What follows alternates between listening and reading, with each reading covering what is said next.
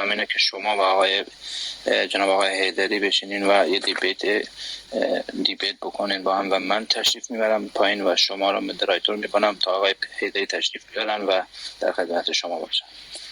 شما میتونین صحبت‌های خودتون رو اگه صحبتی دارین میتونین قبل از اینکه جناب آقای حیدری تشریف بیارن که ایشون هم تشریف آوردن. خیلی خوش اومدین جناب آقای حیدری. مرسی فؤاد. آقای جاله خیلی خوش آمدید. لطفاً آقای فؤاد زحمت بکشید آقای هجیر جاله رو مدیریتور کنید و مرسی. خودتونم بمونید در استیج. سلام، وقت همگی بخیر. امیدوارم خوب و خوش باشید. سلام خدمت کاک پیمان عزیز. به نظرم کاک پیمان درست میگید، کاک فؤاد تشریف داشته باشن، چون تو این خراب شده اینترنت من ممکنه باگ بخوره و کسی دیگه هم روی استیج باشه، به نظرم بهتره. بله، اگه آقای فؤاد تشریف بیارن بالا بسیار عالی میشه.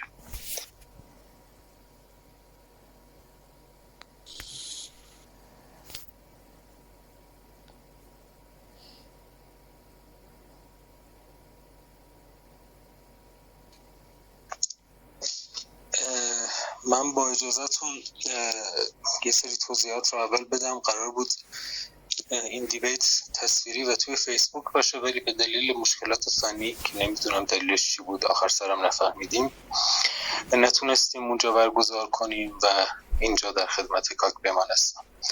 من خیلی تشکر میکنم از اینکه آقای حیدری وقت گذاشتن و من نقدهایی رو دارم که قبول زحمت کردن که بشنوند. دلیل فارسی برگزار کردن این برنامه هم خب به خاطر اینه که مخاطبان غیر کرد هم بتونند بشنوند و امیدوارم که برنامه ضبط بشه و ماندگار بمونه، که چون ممکنه خیلی از این نقدها تکراری باشن و بهتر اینه که یک بار برای همیشه بمونه توی آرشیو شما. بله مرسی. البته ما مخاطبین غیر کرد نداریم از منظر متن خود من و طبیعتا ما زبانهای مختلفی در این سرزمین داریم و سعی میکنیم با این زبان کورپوریشنی رسمی صحبت بکنیم. بله، من با اجازهتون شروع میکنم و توضیح این که من سعی کردم بنویسم حرفایی که میخواستم بزنم رو. هر حرفام به دو بخش کلی تقسیم میشه. بخش اولش ویژگی هایی که من از شما میشناسم و دوست دارم در موردش صحبت کنم، هرچند میدونم زیاد علاقه ندارید که کسی ویژگی های مثبتتون رو بیان کنه، ولی خب من با اجازهتون ممنون میشم. ببخشید خیلی عذر میخوام. ممنون میشم این قسمت اول رو اصلا بحث نکنید، مستقیما ورود بکنید و میتونید یک کوتاه بابت آشنایی و نحوه آشنایی و بعد نقدهای خودتون رو ارائه بدید. بله کوتاه هست. من یک صفحه در مورد اون نوشتم و 9 صفحه در نقد شما، پس کوتاه است. پس با اجازهتون من شروع میکنم. مدتی بود در اخبار بین المللی در مورد پلتفرم جدیدی به نام کلاب هاوس میشنیدم. برای من که از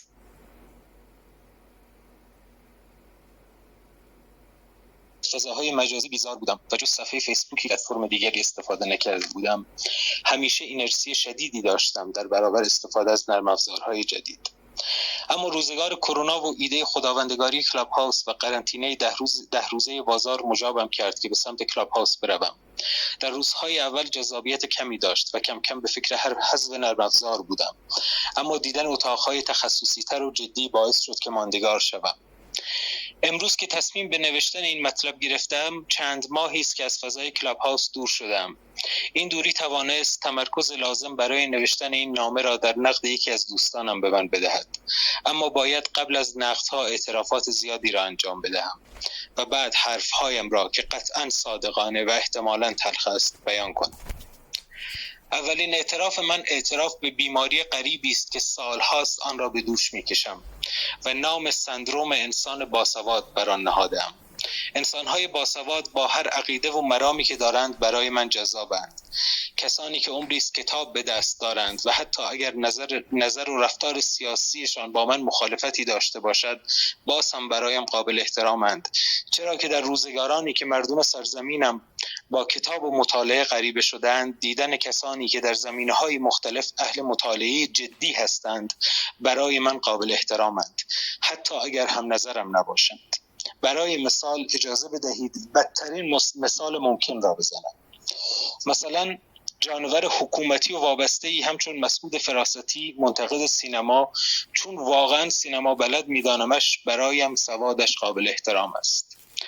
اعتراف دومم اعتراف به شنیدن ایده ها و نظریات متفاوت از نظریات عمومی است که در فضای سیاسی اجتماعی میشنوم. برای مثال چندی پیش 4 نفر از سران احزاب کرد در کلاب هاوس گرد هم آمدند و نزدیک به 4 ساعت شنونده سخنانشان و پرسش و پاسخ با مردم بودم، ولی آنقدر برایم تکراری و خسته کننده بود حرفهایشان که حتی زحمت سوال پرسیدن از آنها را به خود ندادم و بسیار متاسف شدم از اینکه بعد از سالها مبارزه این احزاب هنوز هیچ حرف جدید و ایده تازه‌ای برای ارائه دادن ندارند.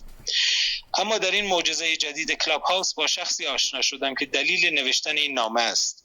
شخصی که وقتی به سخنانش گوش میدهم حس میکنم از گهواره کتاب به دست داشته.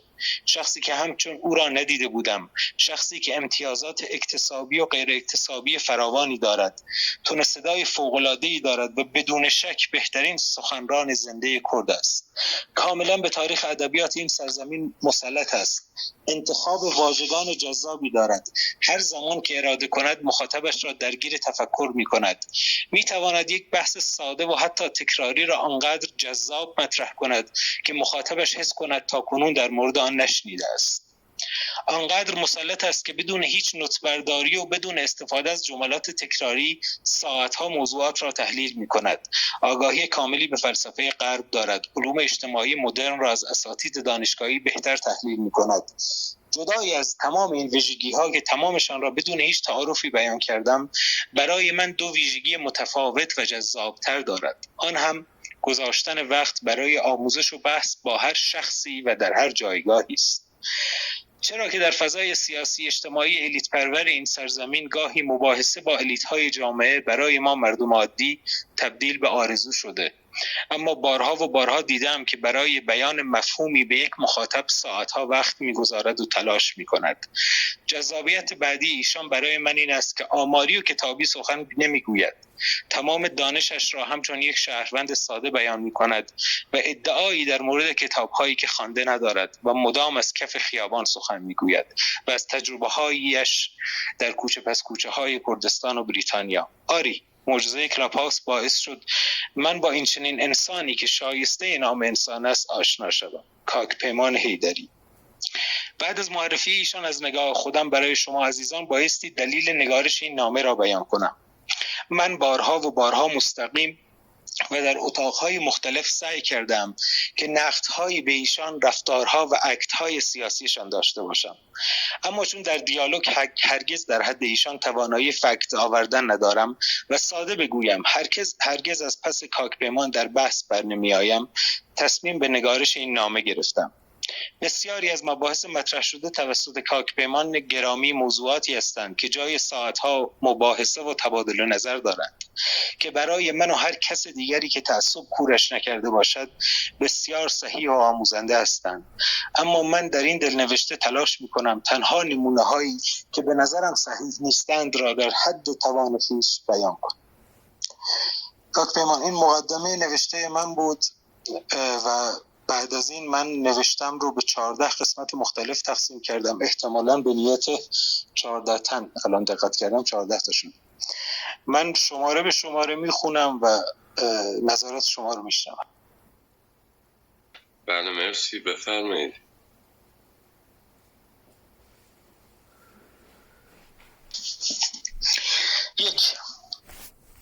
برای شروع موضوعی را بیان کنم که فکر کنم جزء معدود نقدهایی باشد که شما آن را قبول کنید. آن هم نداشتن یک مانیفست کتبی در مورد افکار شما و یارانتان است. بارها دیدم که وقتی کسی میگوید من چطور و نظراتتان را بشناسم، شما پاسخ میدهید که من 1800 ساعت دیبیت دارم، با آنها را بشنو. کاک پیمان گرامی، من نمیگویم که تمام آن 1800 ساعت را مکتوب کنید و اتفاقا این روش که به سبک فلاسفه یونانی قدرت را در کلام می‌دانید برایم بسیار جذاب و ستودنی است. اما شما حداقل بایستی برای معرفی افکارتان حداقل یک کتابچه 100 صفحه‌ای داشته باشید که نه تمام نظرات ولی مقدمه‌ای به مخاطب ارائه کند.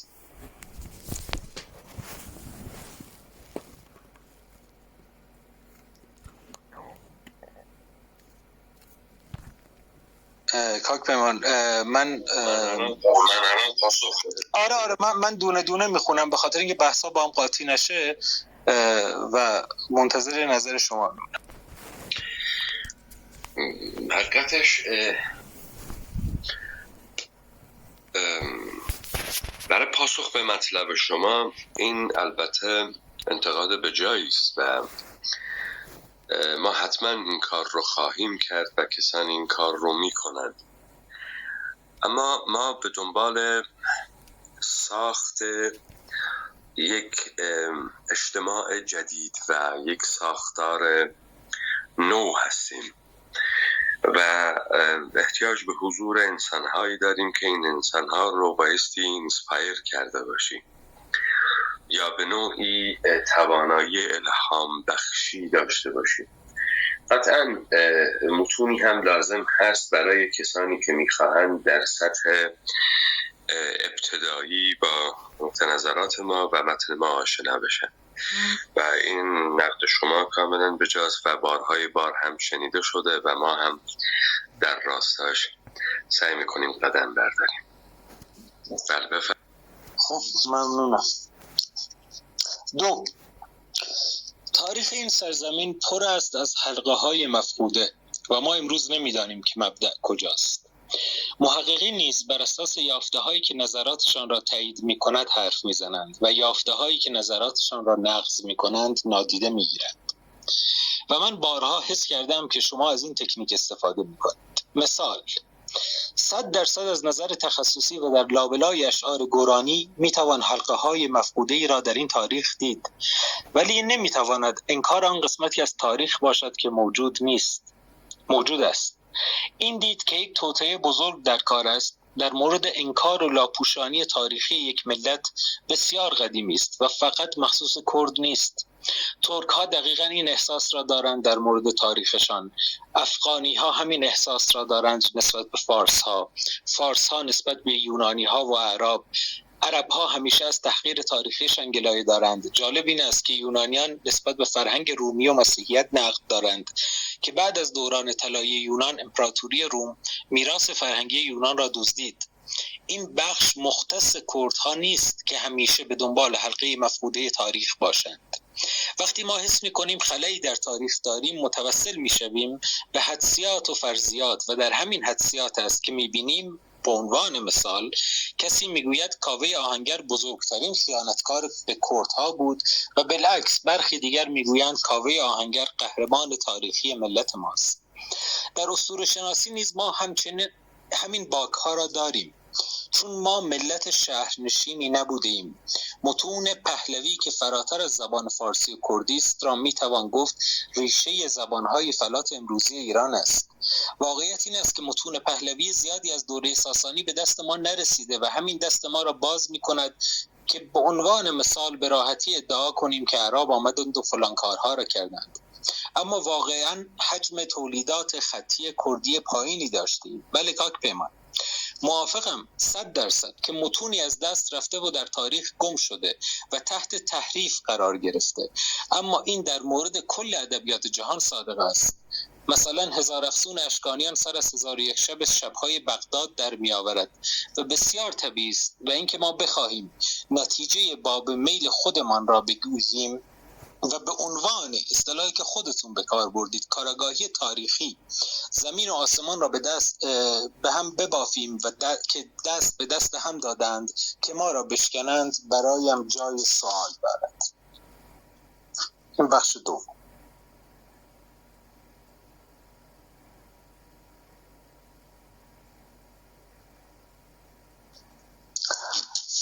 پیمان، بخش دوم این قسمتی بود که براتون خوند.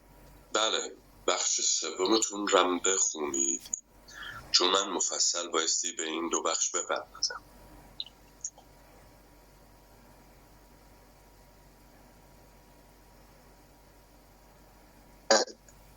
بخش سوم کاملا متفاوته کاک پیمان، شاید ایراد از نوشتن من باشه، چون بخش من سعی کردم قسمت‌های مختلف رو بیان کنم و اگر دو تا بخش رو پشت سر هم من بخونم فکر کنم بعداً بحث گم میشه. حالا هر جور شما صلاح می‌دونید. خب ایراد این نقد شما اینه که شما واضح نمیگید که منظورتون اینه که ادعایی که ما داریم ادعای بی‌بنیانی است و نمیتواند این گونه باشد که ما میگیم در مورد اینکه در سرزمین ما از 300 سال گذشته یک روند سیستماتیکی در نابودی انسان کردی اتفاق افتاده و تمامی گذشته ما و زندگی ما هک شده و یک بازنمود فیک و جعلی پیدا کرده و برای این متن سازی کردن، کتیبه سازی کردن و تاریخ سازی کردن. شما این رو نقد کردید و اظهار میکنید که این گونه نیست و این بی‌بضاعتیه. این درسته این فرمایشاتی که شما کردید؟ یعنی این کاک پیمان، نه خیر، من در مورد 300 سال گذشته کاملا با شما موافقم. صحبت من اینه که شما با توجه به تکنیکی که توی کلامتون دارید گذشته رو و مواردی که موجوده از نظر علم تاریخ موجوده اونها رو قبول نمی کنید و اون موضوعاتی رو که خودتون قبول دارید بولد می کنید. صحبت من اینه، صحبت من در مورد 300 سال گذشته نیست. علم تاریخ رو به مفهوم مارکسیستیش دارید صحبت می کنید یا به مفهوم علم پوزیتیویستی باستان شناسی؟ شما چگونه درک میکنید تاریخ رو و چگونه ادعا میکنید که علمه؟ ببینید، اگر منظورتون روند هگلی تاریخه، اون وقت شما بایستی بدانید تاریخ چیزی نیست به جز تحقق ایده. تاریخ چیزی نیست به جز تحقق ایده و این ایده آزادی است که در قانون تعقیب می شود احیانا. اگر این رو ملاک میگیرید، اون وقت شما به این نتیجه میرسید که این ایده آقای کوروش هخامنشی تا زمان انقلاب مشروطیت هیچ تحقق پیدا نمیکنه و احیانا این میرزا صالح کازرونی انگلیس رفته در انگلیس درس خوانده است، فتحعلی آخوندزاده است، ملکم که سعی میکنند که چیزی به نام حکومت قانون بسازند در این جعلیات تاریخ مشروطه. اگر این چنین است، آنگاه این مردمانی که بهشون میگن مردمان ایران کدام ایده را تعقیب کردند؟ اشراق را تعقیب کردند؟ چه چیز را تعقیب کردند که این تاریخ متداومی که به هم ربط پیدا میکنه احیانا متبلور میشه؟ خب این براش پاسخی نیست. بعد شما ناگهان با جلال آل احمدی روبرو میشید که سعی میکنه با کتاب غرب ستیزیش نحله دیگر از ناسیونالیسم ایرانی را آغاز بکنه و بخواهد شخص مقدسی مثل شیخ فضل الله نیونوری را علم بکنه و بر سردار رفتن شیخ فضل الله نوری را برافراشتن و پیروزی 200 سال تلاش دول غربی در استیلای بر این سرزمین بداند. خب اگر شما منظورتون اینه، اون وقت این از بنیان ایراد داره. این از بنیان هم ایراد داره، هم استدلالات بسیار سستی داره و به زور نیزه یک اقتدار سیاسی پاری از محملات و جعلیات رو به خورد مردمان این جامعه توسط دستگاه‌های آموزش و پرورش، میدیایی، حکومتی و رسانه‌ای دادند. اما تاریخ سیر روند تحقق یک ایده اگر باشد، این در جهان کردی بسیار محقق است و موجوده و شما تاریخ رو از مفاهیم خواهید شناخت و ما کم نداریم مفاهیمی که اتفاقا مفاهیم جامعه ساز هستند، مفاهیمی هستند که تلاش انسان کردی بوده است برای ارائه نظم کردی در تعقیب آزادی و کردیت و ما از این مفاهیم بسیار داریم. اما این مفاهیم در سرزمینی یا کورپوریشنی به نام ایران موجود نبوده است. بعداً یک سری مصطلحات قلب شده عربی را وارد می‌کنند، پاره از مصطلحات ما را حک می‌کنند و در زبان مستتر می‌کنند و همچنین مفاهیم غربی را میارند و ترجمه غلط میکنن، مثل مفاهیمی که آخوندزاده آورده بود و ترجمه میکرد، مثل مفاهیمی که آورده بودن و دستکاری نمیکردن، مثلا رولوشن رو فتنه ترجمه میکردن و به همین خاطر رولوشن به کار میبردن. در نتیجه این فرمایشاتی که شما میفرمایید اینگونه نیست. شما در زبان ترکی یک مفهوم انضمامی و یک مفهوم انتزاعی ندارید. اینها چه کاره بودند؟ امپراتوران زیر خیمه، اینها وحشیان شمشیرکش بیابان بودند. اون وقت اگر اینا وحشیان شمشیرکش بیابانهای مغولستان بودند، بایستی شما عامل انسجام 100,000 تا شمشیرکش رو مطرح بکنی. چه چیز باعث می شود که 100,000 تا شمشیرکش در کنار هم دیگر قرار بگیرند و این روند رو ادامه بدهند؟ اگر چپاول از چپاول امری نیست که یک تداوم تاریخی رو به دنبال میاره. شما برای اینکه یک امپراتوری بسازی، برای یک مانایی و تداوم احتیاج به یک عامل انسجام قدرتمندتر داری که بتونه آحاد مردمانی را که تحت یک روایت خودشون رو معرفی میکنن در کنار هم قرار بده یا خودشون رو در اون روایت باز می نمایانند و شما اینجا بضاعتی از این منظر ندارید و هیچ کدوم از اینها نمیتونن همچین مسئله رو یا ادعا بکنند یا داشته باشند. به همین خاطر اتفاقا بسیار آسانه که شما وقتی در زندگی روزمره مردم، در ادبیات شفاهی مردم بررسی می‌کنید، مراسم‌ها و مناسک مردم رو بررسی می‌کنید، اون وقت به مفاهیمی برمیخورید که نشان از زندگی تاریخی شما و تلاش برای تحقق این مفاهیم رو خواهید دید. آنچه که امروز ما رو محصور کرده رمالی و شامورتی بازی کسانی است که سعی میکنن که با رمالی علمی، با ساختن مستندات جعلی آسانساز سکه و کتیبه و گوردخمه و 2 تا عمارت گزارش از یک امپراتوری پرطنطراق بزرگ، مهم، قدرتمند، ثروتمند از همه لحاظ رو بدهند و این بضاعت رو ندارند و نمیتوانند و لذا به شعبده بازی پرداختند. اما خب ما از این مفاهیم بسیار بسیار در بین مردمان خودمان و در زبانهای مختلفی که صحبت میکنند داریم. امیدوارم که پاسختون رو دریافت کرده باشید آقای ژاله. ممنون آقای هیدری.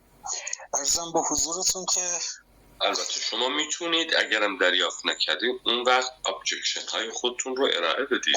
بله خواستم همین کار رو بکنم. ببینید من میگم این ضعف منه، من شاید یه ذره بهتر از این که حرف بزنم می نویسم، فقط یه ذره. ببینید سوال من در اصل اینه که توی نوشتم هم هست که ما واقعا حجم تولیدات خطی کردی پایینی داشتیم. فکت های ما بجز ادب، یعنی فکت های شما بجز ادبیات شفاهی که میایید و نقض میکنید به قول خودتون تموم اون سکه ها، گوردخمه ها و کتیبه ها رو، استدلال شما چیست؟ سند شما چیست در مقابل ادعایی که می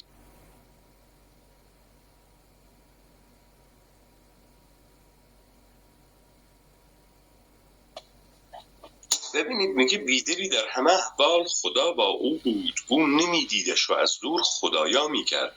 شما احیانا زندگی اجتماعی تاریخی خودتو میخوای لابلای ورقهای کتاب فلان نویسنده تعقیب بکنی و ببینی و چه میدونم به تاییدتون برسه. یعنی گستره این سرزمینی حیات اجتماعی این انسانها، مراسمها و مناسکهاشون، نماز و بیا و بسشون، اینها برای شما یک زندگی تاریخی مردمانی را در کنار همدیگر احیانا برجسته نمی کند. اما شما به دنبال مکتوباتی می گردید که از 300 سال پیش تا به امروز توسط کمپانی هند شرقی و در بمبئی، کلکته و در قاهره چاپ کردن برامون و به اینها میگیم مکتوبات که غالب اینها شعرهای عرفانی است، شاعران سله بگیر درباری هستند و شما به اینها میگویید مکتوباتی که احیانا حیات اجتماعی، سیاسی، تاریخی یک مردمی رو داره بحث میکنه. برای شما جالبه که محکمترین ادله در ظهور زبان فارسی، اهمیت این زبان در دیوان سالاری است، احیانا در دستگاه پادشاهان ترک و این رو ما به کرات هم شنیدیم، هم در متون مختلف خواندیم. اما حیرت آوره که این زبان دیوان سالاری که احیانا بایستی رتق و فتق امور پادشاهی و مملکتداری و مالیات رو می کرده است که پادشاه هیچی نیست به جز یک قلدر مالیات بگیری که رعایای زیر دستش رو وادار به پرداخت سرانه و مالیات میکنه. چطوری که ما یک دفتر به زبان فارسی نداریم که ریز مالیات رو نشون بده، اما تا دلت بخواد ما شاعر سله بگیر داریم که از ماه میگند و از گل میگند و از بلبل میگند و از می میگند و از معشوق میگند و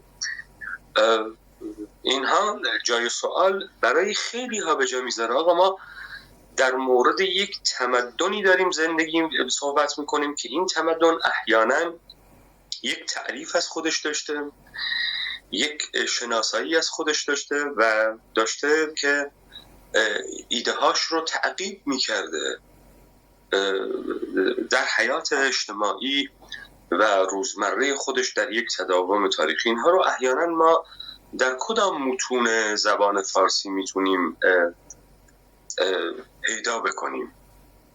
در منطقه طیر عطار مثلا، یا حالا به مثال بهتری بیارم در نامه تنسر مثلا.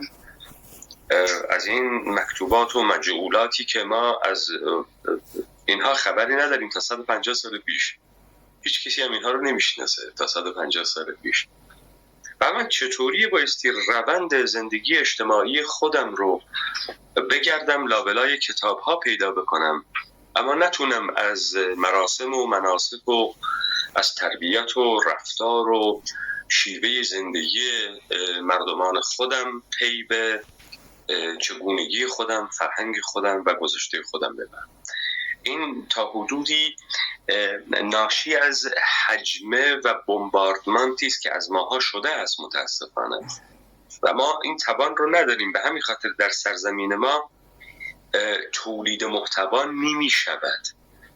در سرزمین ما کسی فیلسوف نمی شود، کسی این اجتهاد رو پیدا نمی کنه که احیانا با خواندن افلاطون و سقراط و کانت و هگل بعد خودش بتواند فلسفه خودش رو ارائه بده.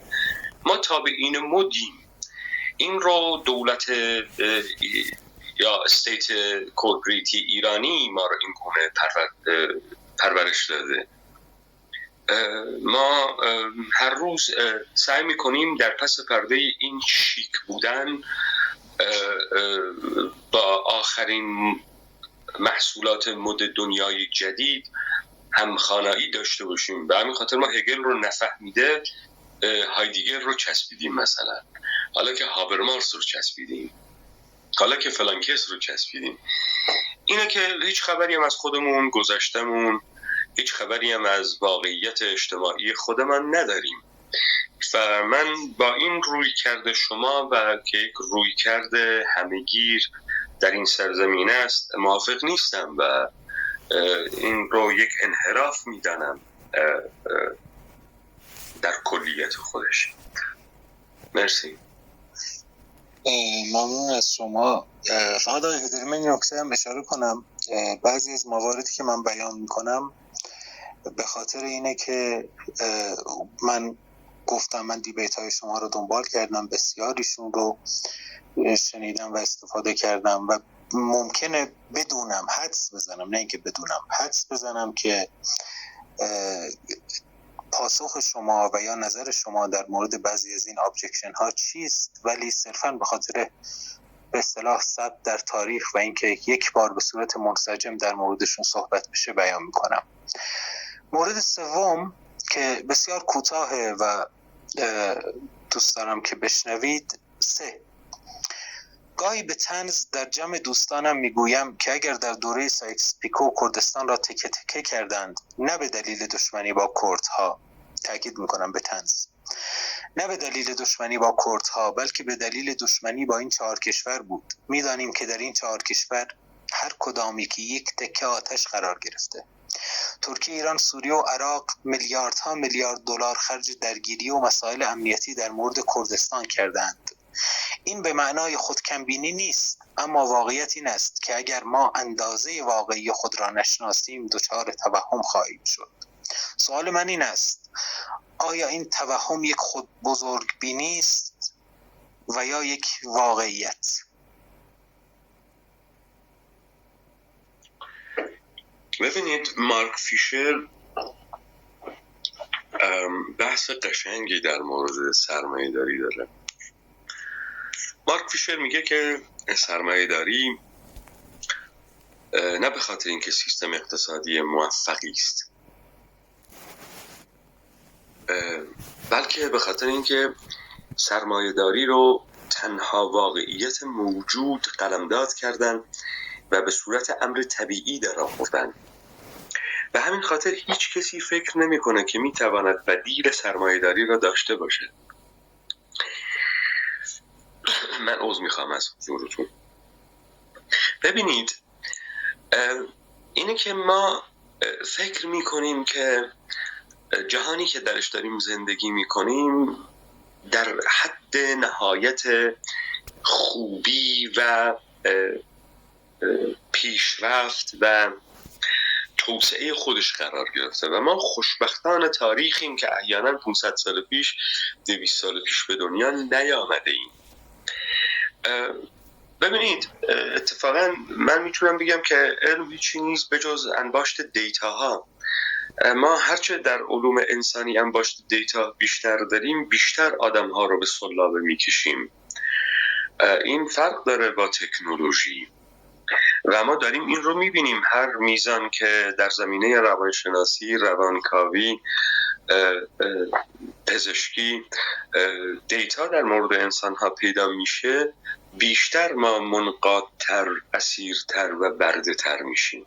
با این مقدمه میخواستم این نکته اشاره بکنم که چرا ما فکر نمی کنیم کسانی که 300 سال پیش، 400 سال پیش آمریکای لاتین و آمریکای شمالی را اشغال کردند سرزمین استرالیا را اشغال کردن، اینهایی رو که مثال میزنم به خاطر اینکه به طور قطع بومیان این سرزمین ها از بین رفتن و تمدن هاشون از بین رفتن.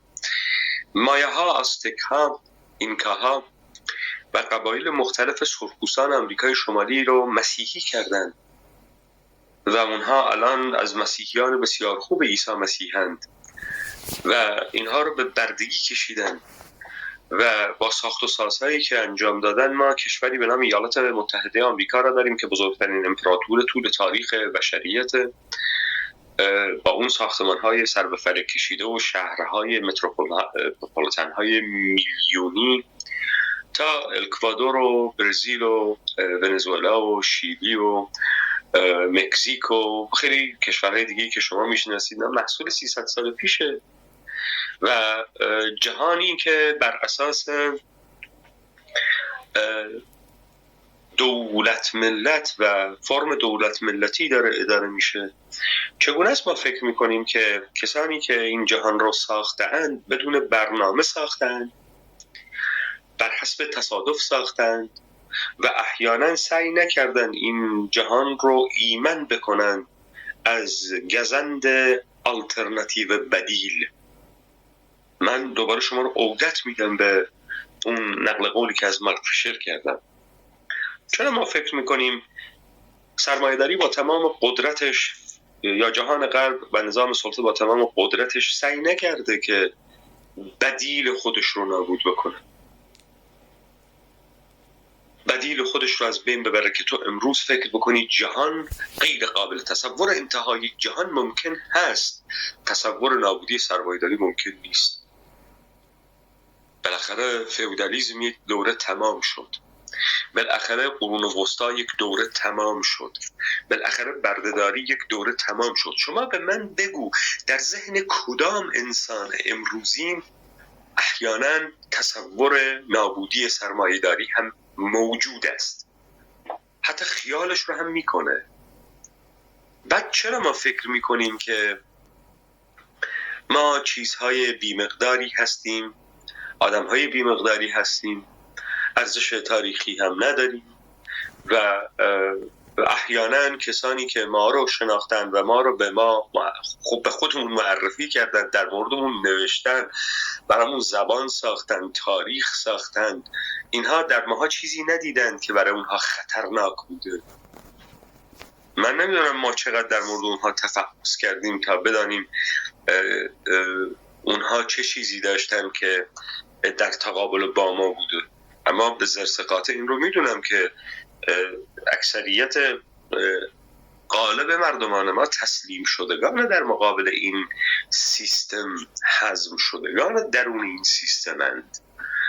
پس آقای اجاله، آنچه که شما میفرمایید برمیگرده به ایماژ بدیل.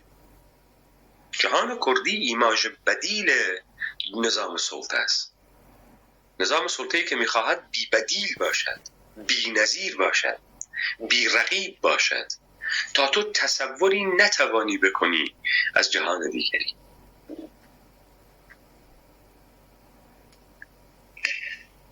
سپاسگزارم.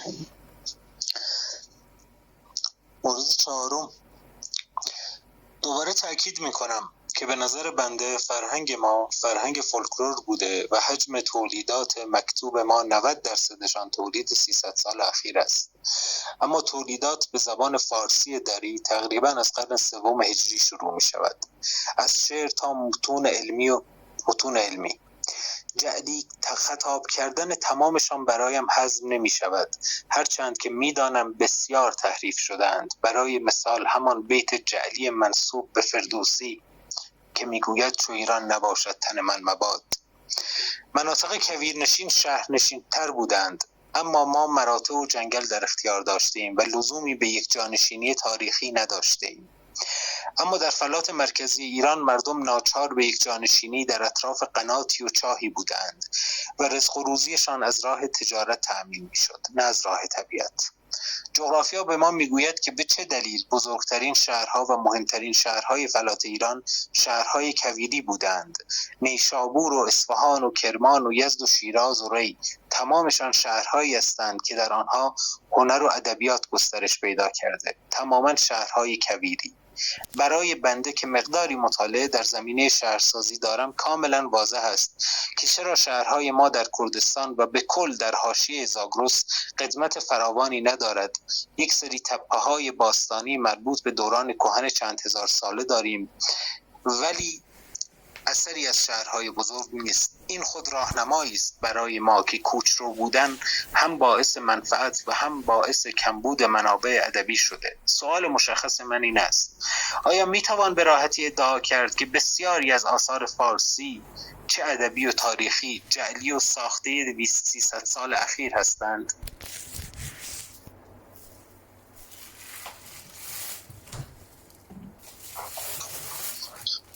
به ضرس قاطع این جعلیات دامنه وسیعی داره. ببینید، اولا جعل کردن اسامی، جعل کردن نام شهرهای مجعول مکان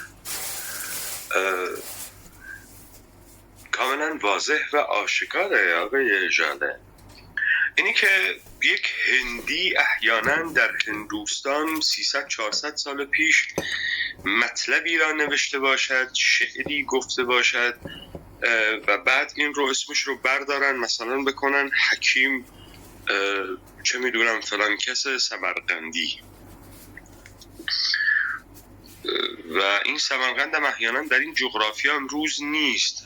شما باید خودتون بپرسید چرا ما در هندوستان برای اولین بار دیکشنری فارسی داریم 600 سال پیش، 700 سال پیش، در صورتی که در این سرزمینی که نامش ایران است و بایستی فارس باشن و تمدن فارسی باشه، ما طبق سفرنامه هایی که جعلیاتی هم که موجوده تا همین 100 سال پیش کسی از شهر تهران خارج می شده فارسی تهرانی صحبت نمی کرده. آقای ناتل خانرجی می فرمایند که زبان فارسی زبان هیچ زوم، عشیره، طایفه و قبیله‌ای در این جغرافیا نیست و بیامن آموزش و پرورش و اجباری و سربازی حداقل نسل من و شما و نسل قبلتر از من و شما این زبان را میتواند صحبت بکنه.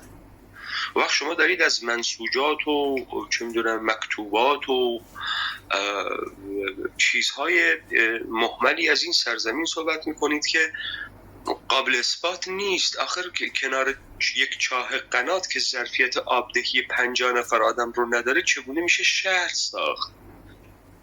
بعد در وسط بیابان و کویر که الواری موجود نیست چگونه میشه ساختمانی بنا کرد که نامش را شهر گذاشت؟ شاید بشه دوتا بنای زشت قارمانند گلی به شکل خونه های اسکیموها که از یخ میسازن ساخت، گنبدی. اما تو در جایی که الوار نداری، جنگل نداری، چگونه میتوانی شهر بسازی، سقف بسازی، دیوار بسازی؟ اینا دیگه خنده داره. یعنی بی‌بضاعتی در این زمینه. شما برگردید به عکسای 100-120 سال پیش همین شهرهایی که میفرمایید اصفهان و کرمان و اسمشون رو شهر میذارید، چیزی به نام شهر موجود نیست. همین عکسایی که از دروازه های شهر تهران گرفته شده در 110 سال پیش داره به وضوح به شما میگه اینجا مرکز هیچ فرمان روای مقتدر گردن کش باجگیر ثروتمندی نبوده. اینها اگر یک زمانی از یک جایی جعل میشن و این مکتوبات رو به اینجا میارن، این میزان از تولیداتی که از مکتوبات موجوده و در جهان امروز داره عرضه میشه روزانه، آدمی حیرت میکنه. چگونه ما فکر میکنیم که قاره آمریکا رو در ظرف 200 سال ساختند. اینی شد که شما دیدید. بعد فکر نمی‌کنیم که میشه 20,000 تا جلد کتاب رو جعل کرد یا نوشت یا کپی کرد از یه جای دیگه یه اسمی بهش. شما به من بگو یک کتاب در این سرزمین موجود بوده که یک مصحح تاریخی خارجی نداشته باشه؟ احیانا ما مولوی رو بایستی از طریق نیکلسن بشناسیم دیگه، درسته؟ حافظ رو باید از طریق یکی دیگه بشناسیم. چگونه است این فرهنگ متداوم ادامه دار گل و بلبلی مردمان عالی این متون رو نمیشناسند و نمیشناختند؟ اینه که ما دچار آناکرونیزم شدیم واقعا. یعنی دوره خودمان را و کسانی که امروزی داریم زندگی میکنیم و نسل پدرانمون رو داریم به عنوان یک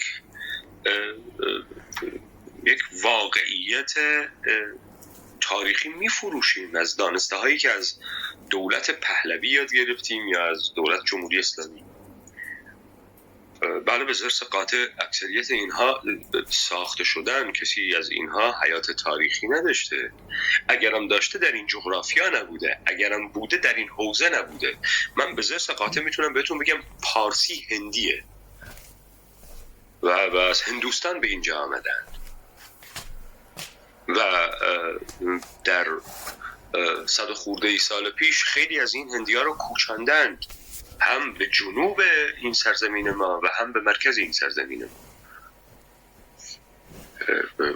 و اینها غذاهای خودشون هم با خودشون آوردن، حلیم و کاری و این چیزا.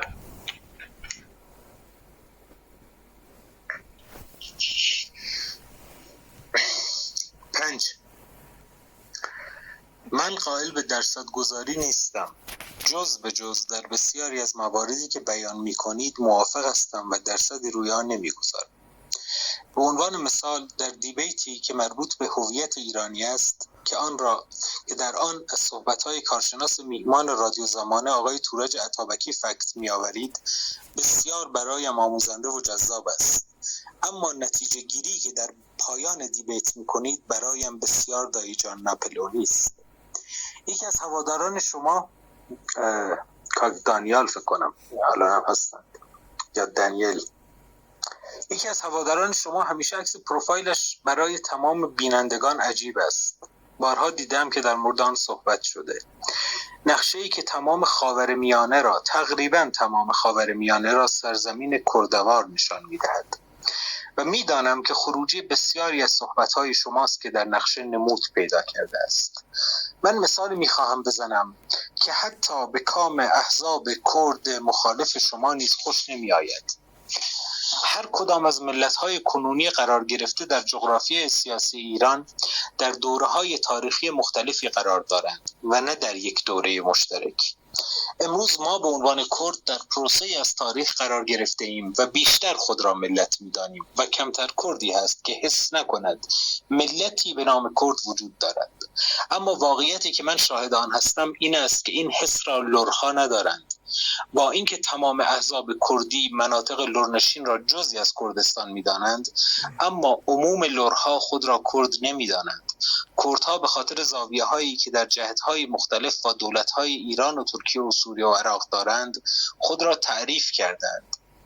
این زوایا وجود دارد و در جغرافیای گسترده کردستان در هر 4 کشور سالهاست فعالیت‌های حزبی می‌کنند و زبان سیاسی نسبتاً متکامل‌تری دارند و انواع و اقسام ایدئولوژی‌های مختلف را به کار گرفتند و توانستند جدایی خود را با کشورهای عراق، ایران و ترکیه و سوریه نشان دهند. ولی در مورد لرها ما می‌بینیم که هویت سرگشته‌تری هستند که عموم مردمشان خود را کرد نمی‌دانند. این نظر بنده نه به عنوان ضعیف بودن لرها و توهین به آنها، صرفاً برای این است که مثالی بزنم که پازل‌های متفاوتی وجود دارد. مثلا بلوچ‌ها، همچنان که در بلوچستان حرکت ملی یکپارچه‌ای نمی‌بینیم. سوال به صورت مشخص این است: این گستردگی نقشه‌ای که ارائه می‌دهید چگونه قابل دفاع است؟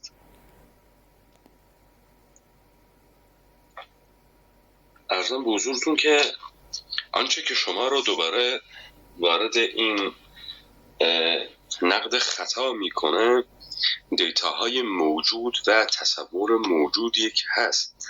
شما کرد رو به صورت یک مفهوم یا یک، به زبان کانتیش بگم، یک مطلق نمیفهمید.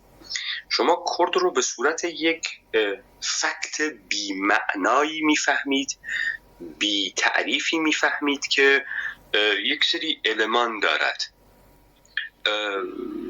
یک سری المان های پوششی یا گویشی دارد و شما روند تاریخ رو هم مفهومی تعقیب نمی کنید.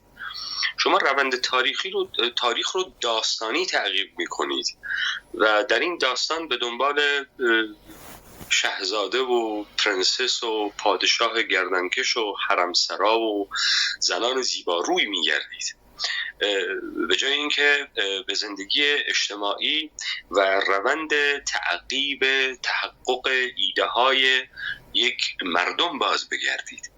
اینجاست که ما رو دچار یک تعارض بزرگ میکنه، ما رو دچار تناقضات بسیار میکنه.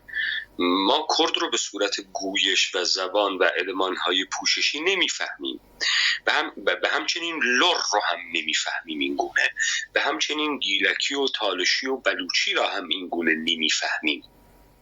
تمام اینها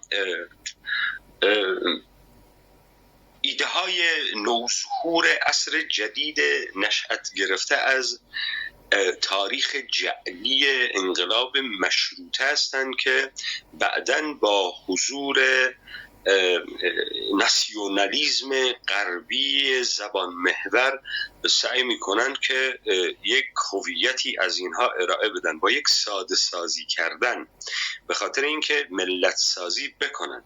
آنچه در این سرزمین اتفاق افتاده به گفته خودشان هم نیشن استیت نیست، بلکه استیت بی نیشن است.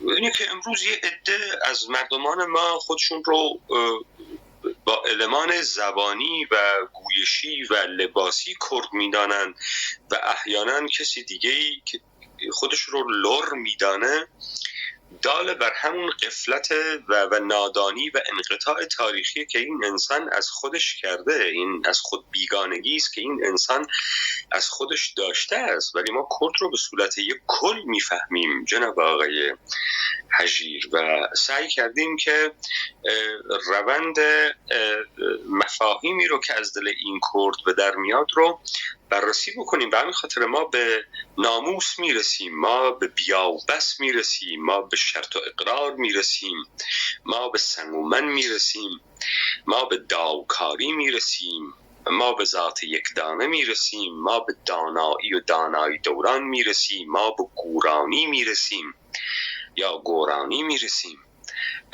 ما از دل این تعقیب این مفاهیمه که تمدن خودمون رو بازشناسی میکنیم و این تداوم فرهنگی رو میشناسیم. تمام این مفاهیمی رو که من به کار بردم در تمام این کسانی که شما ملت نامیدی احیانا یا قوم نامیدی موجوده.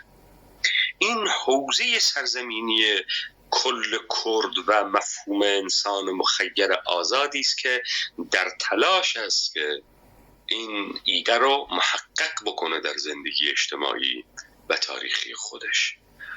اینه که نخیر این تصورات قالب امروزین شماست. البته خب روزگارانی خیلی از این چیزها به نظر خیلی ها رئال نبود و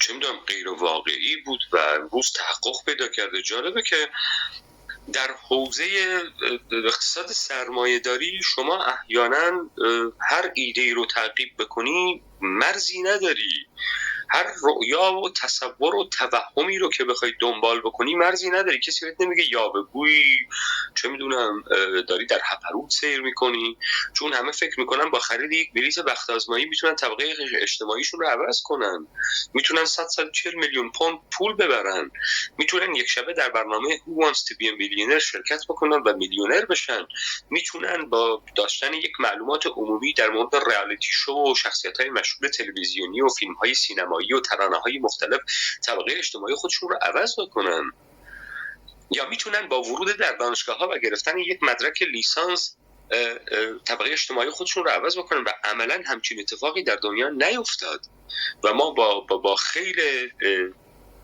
کسانی روبرو هستیم که تحصیلگردگان دانشگاه هستند در تمام دنیا و از داشتن مشاغل ابتدایی هم محرومند و اینها چگونه بود که اینها توهم نیست در جهان سرمایه داری؟ چگونه است که هیچ کدام از پیشرفت‌های تکنولوژی که یک زمانی میتوانست یوتوپیا باشد محکوم نشد به واسطه اینکه یوتوپیاست؟ چگونه است ما در علم پوزیتیویستی و در ساینس حد و مرز و لیمیتی برای خودمون نمیشناسیم و فکر میکنیم ما در ابتدای راهیم و بی‌نهایت بایستی بدانیم و میدانیم و خواهیم دانست و میتونیم با کرات دیگری بریم، میتونیم زندگی رو در جاهای دیگری بنیان بذاریم، میتونیم آدم بسازیم، میتونیم ربات بسازیم، میتونیم هوش مصنوعی بسازیم، میتونیم تمام اینها رو بکنیم که یک زمانی تمام اینها غیر ممکن مینمود از نظر انسان ها. و چگونه است که وقتی وارد حوزه زندگی اجتماعی انسان ها، وقتی وارد تعقیب آزادی، وقتی وارد تعقیب ایده های بزرگ میشیم، اینجا وقت ما بایستی بر خودمون لگام بزنیم، افسار خودمون رو بکشیم، به خودمون نهیب بدیم که نه آقا شما نمیتونید از این حد فراتر برید، نه شما وارد هپروت و خیال پردازی و دنیای غیر واقعی شدید.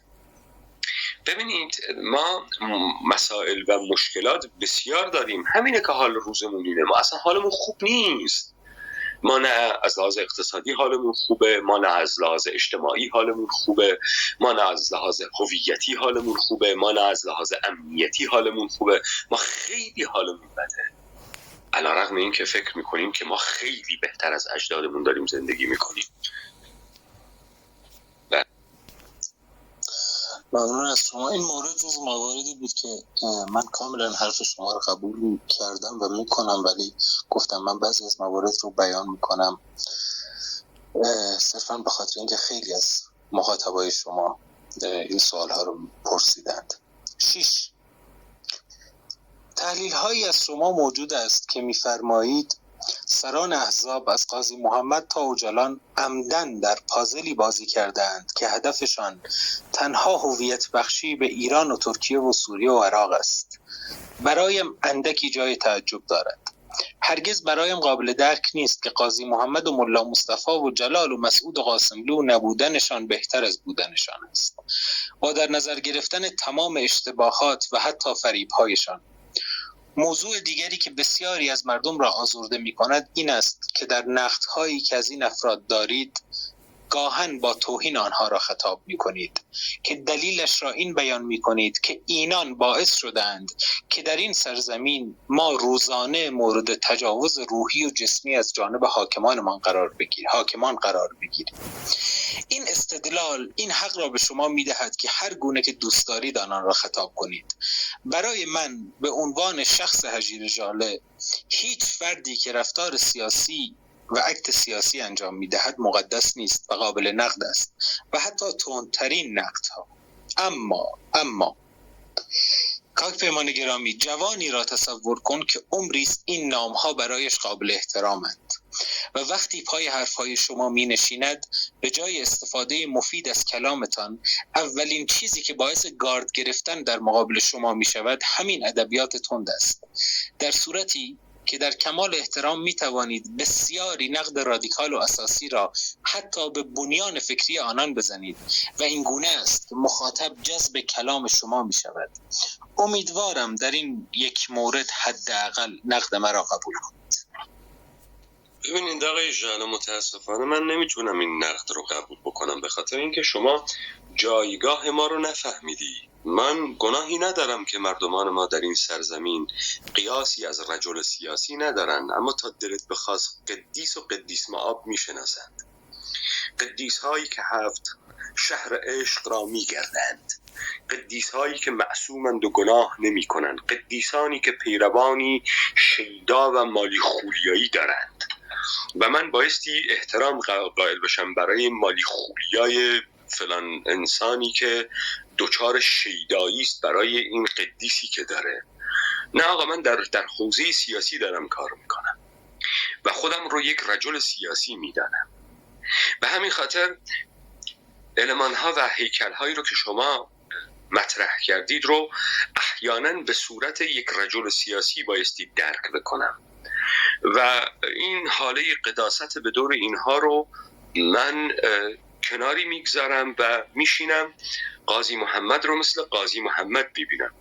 قاضی محمد رو نه به عنوان یک ملای قاضی القضات شهر که مریدانی دارد و قدیسی است و 7 اقیانوس رو قوطه خورده و در آمده و چه میدانم 7 شهر عشق رو در هم نوردیده و صعود کرده و ناگهان به جمهوری مهاباد رسیده. من اینطوری نمیفهمم و اینطوری نمیفهمم این شخص قدیسی که پروانه‌وار عاشق شمع بود و سوخت در گرد این شمع و گفت که من خودم رو تسلیم میکنم تا مردم مهاباد رو قلقم نکنن. من یک رجاله سیاسی شکست خورده میبینم که مردم خودش رو به تمسخر میگیره، مفهوم دولت رو به تمسخر میگیره، سیاست رو به تمسخر و ریشخند میگیره و بعد من بایستی احترام قائل باشم برای مالی خوریای یک انسانی که توان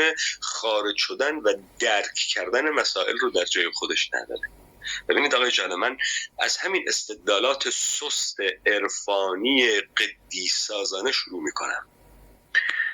ببینید در حوزه فلسفه سیاسی هیچ دولتی نمیتواند با قتل و عام مردمان خودش بر سر کار بماند. حداقل اگر ما 3 هیکل دولت مطلقه که به شکل دولت‌های امروزی چه در قالب لیبرالش چه در قالب نهله‌های سوسیالیستی دموکراسیش ما روبرو هستیم، ما با 3 متفکر و اندیشه پرداز این حوزه روبرو هستیم. یکیش تاماس هابزه، یکیش ژان بودونه، یکیش هم آقای کارل اشمیته. حداقل در این حوزه تمامی تلاش دولت حفظ امنیت فیزیکی شخص شهروند یا مطیع این قلمرو. اینجاست که والتر بنیامین نقد میزنه به این اندیشه، به کارل اشمیت، به هابز. اینجاست که والتر بنیامین مطرح میکنه که امنیت فیزیکی تمام داستان نیست، بلکه ما امنیت نفس نداریم و نفس از جسم فیزیکی بسیار مهمتره.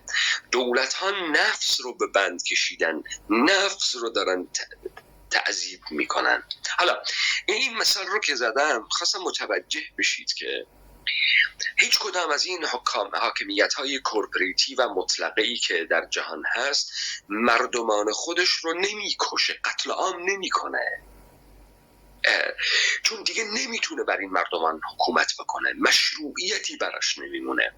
آنچه که او برای خودش تعریف کرده اینه که من برای شما امنیت میارم، امنیت جانی میارم و به همین خاطر این شغل رو برای خودم تعریف کردم که به عنوان فرمانروا و حکومت تو باشم، تا انحصار خشونت در دستم باشه، تا مونوپولی مانی پول در دستم باشه. حالا ما تصور میکنیم که محمد رضای پهلوی شکست خورده دست نشانده تازه به قدرت رسیده احیانا جرأت میکرد میامد مردم مهاباد را قتل عام میکرد. این در مخیله کی میگنجه؟ خمینی که جنایتکارترین فرد عصر معاصره وقتی میخواست فرمان جهاد بده برای این مردم قومی اتنیکی شده ی کرد، گفت ما با کفر می جنگیم، با کرد نمی جنگیم. اون وقت شما چطور میخواید من این استدلال ضعیف رو قبول بکنم؟ قاضی محمدی که رویارویی جبهه‌ای با سپاه ایرانی نداشته، به خودش رئیس جمهور گفته، رهبر و پیشوای یک دولت جمهوری مهاباد گفته، این به همون جمهوری که خودش ساخته احترام نذاشته، به همون دولتی که خودش ساخته احترام نذاشته. مگه میشه من دولتی بسازم خودم 2 دستی تقدیم دولت دیگری بکنم؟ مگه میشه؟ یا من اینکه خودم رو مسخره کردم یا دیگران رو مسخره کردم. شما نمیتونی با تاریخ یک مردم بازی بکنی. شما بایستی خودتو ببینی در قواره این هستی که بتوانی تاریخ بسازی برای یک مردم یا نه. این آقای قاضی محمد با هیچ کسی روبرو نمیشه، با هیچ کسی نمیجنگه. بعد شما هم تصور کن اگه احیانا سپاه قاضی محمد میجنگید با رژیم شاه، کجا میجنگید؟ داخل شهر مهاباد، کوچه به کوچه، خانه به خانه، یا بیرون از شهر مهاباد؟ خب اگه بیرون از شهر مهاباد بود که اگه شکست میخوردن که شکست خورده بودن، یعنی قوات دولت کورپوریتی ایرانی، اگر شکست نمیخوردن خب اینا شکست میخوردن. حالا آقای قاضی محمد شکست خورده بود، یک جنگی رو هم کرده بود، زور اینا نیومده بود، متوالی میشد و در میرفت یا کشته میشد در میدان جنگ. چه ربطی به مردم مهاباد داره؟ ممنون کاک پیمان. من فقط یه سلامی هم بدم خدمت دوست عزیزم دکتر نوریزاد. جایی هستن نمیتونن صحبت کنن، به من پیام دادن ولی مهمون ما هستن و دارن میشنون. خواستم این سلام یا عرض کرده باشم خدمتی. بله خیلی خوش آمدن آقای نوریزاد. 7. کاک پیمان گرامی، من باز هم اعتراف میکنم که در مباحثه پیروزی صرفاً به معنای برتری منطق نیست. بدون هیچ شکی من هرگز در مباحثه توانایی شکست شما را ندارم، اما امروز بعد از شنیدن بسیاری از دیبیت های شما، منطق ها و مخصوصا نتیجه گیری ها برایم کمی جای سوال دارد. مثالی بزنم به صورت مشخص. اگر شما توانستید تعریفی دقیق و کاملا جدید از کرد بودن خود ارائه دهید و یک ترک در مقابل پرسش شما نمیتواند ترک بودن خود را معنا کند، این به معنای رد کل هویت ترک ها نیست، به معنای قدرت اندیشه و بیان شماست. اگر بخواهید از منظر جامعه شناسی نگاه کنید و بحث منافع گروه های مختلف را در هر جغرافیای سیاسی در نظر نگیرید، آیا به بیراهه نرفته اید؟ نه طبیعتاً، به خاطر اینکه شما وقتی از یک مفهوم صحبت میکنید و از این مفهوم میخواهید استفاده‌ای بکنید که برای شما منافعی را به بار خواهد آورد، وقت باید وجه تمایز خودتون رو با دیگران مشخص بکنید و بگید چه مزیتی در این ترک بودگی وجود داره که ما احیانا بایستی این ترک بودگی را بپذیریم و استیلاش رو بپذیریم. اگر قرار بر جنگ و گردنکشی و شمشیرکشی است که ما زورمون زیاده، وحشی هم بودیم، سم ستوران بسیاری داشتیم و بر شماها میتازیم و سرزمینتان را میبریم، خب این چیز قشنگیه، بگید این رو، بگید به صورت واضح، بگید وقت ما در مقابل هم قرار میگیریم. اگر نه، شما دارید یک ایده رو تعقیب میکنید و در این ترک بودگی یک جهان از بازنمایی چگونگی انسان بودن است، خب من میپذیرم. ولی وقتی شما از این امر عاجزی و با پررویی و بدون اینکه در این حوزه اصلا کاری کرده باشی، در این حوزه تعقیبی کرده باشی و صرفا تبدیل شدی به آلت دست دشمنانی که قصد نابودی این سرزمین را دارن، طبیعتاً باید برخورد میشه. اینجا حوزه سیاسی آقا، اینجا چه میدونم 7 شهر عطار نیست که شما دنبال قدیس بگردی و دنبال شهر گل و بلبل بگردی. اینجا سیاست آقا، و اینجا شما روبرو هستید با حیات و ممات مردمان یک سرزمینی که در یک روند تاریخی تعقیب کرده اند انسان بودگی خودشان را، و ما این اجازه رو نمیدیم که هر کسی که هر جوری که دلش میخواد با این مردمان روبرو بشه. این کتمان هیچ کسی نیست. من دارم میگم که یکی از وجه‌های قابل درک و قابل فهم و پسندیده مردمانی میتواند پاتریوتیک بودن باشد، یا من این مفهوم رو کیل وطن تعریف کردم، یعنی اینکه شما بیایی از مزایای خودت بگی، نه اینکه خودت رو بر دیگران برتری بدی. بگی که مثلا یک کرد یعنی یک انسان آزاد، مثلا به این دلیل، به این دلیل، به این دلیل، به این دلیل، به این دلیل، و ما این آزادگی رو به همه هدیه میدهیم، به هر کسی این گونه است. مثلا ترک است مثلا، اگه تو تونستی اینطوری صحبت بکنی، خب این هم همدلی دیگران رو با خود داره، هم دیگران برای تو کف و سوت میزنن، هم تو رو تشویق میکنن. ببین چه خوب. مثلا اینکه من کرمانشاهی ام، مثلا میگم چه خوبه کرمانشاهی مرد باشه، چه خوبه کرمانشاهی غیرت داشته باشه، چه خوبه کرمانشاهی سخاوت طبع داشته باشه، چه خوبه که کرمانشاهی این باشه. شما برای من دست میزنی میگی باریکلا، چه خوبه که چه خوب است کرمانشاهی بودن. من نیومدم بگم که کرمانشاهی ها خیلی قدشون بلندتر از شیرازی هاست، کرمانشاهی ها خیلی مردتر از شیرازیان، و همین خاطر کرمانشاهی ها حق حیات دارن، باید تمام مردای شیرازی رو کشت، زنشون رو برد تا نسل کرمانشاهی ها رو درست بکنن. من همچین حرفی نزدم آقای اجاله، ولی مردمان و کسان دیگری این حرف رو میزدن. توجه میفرمایید؟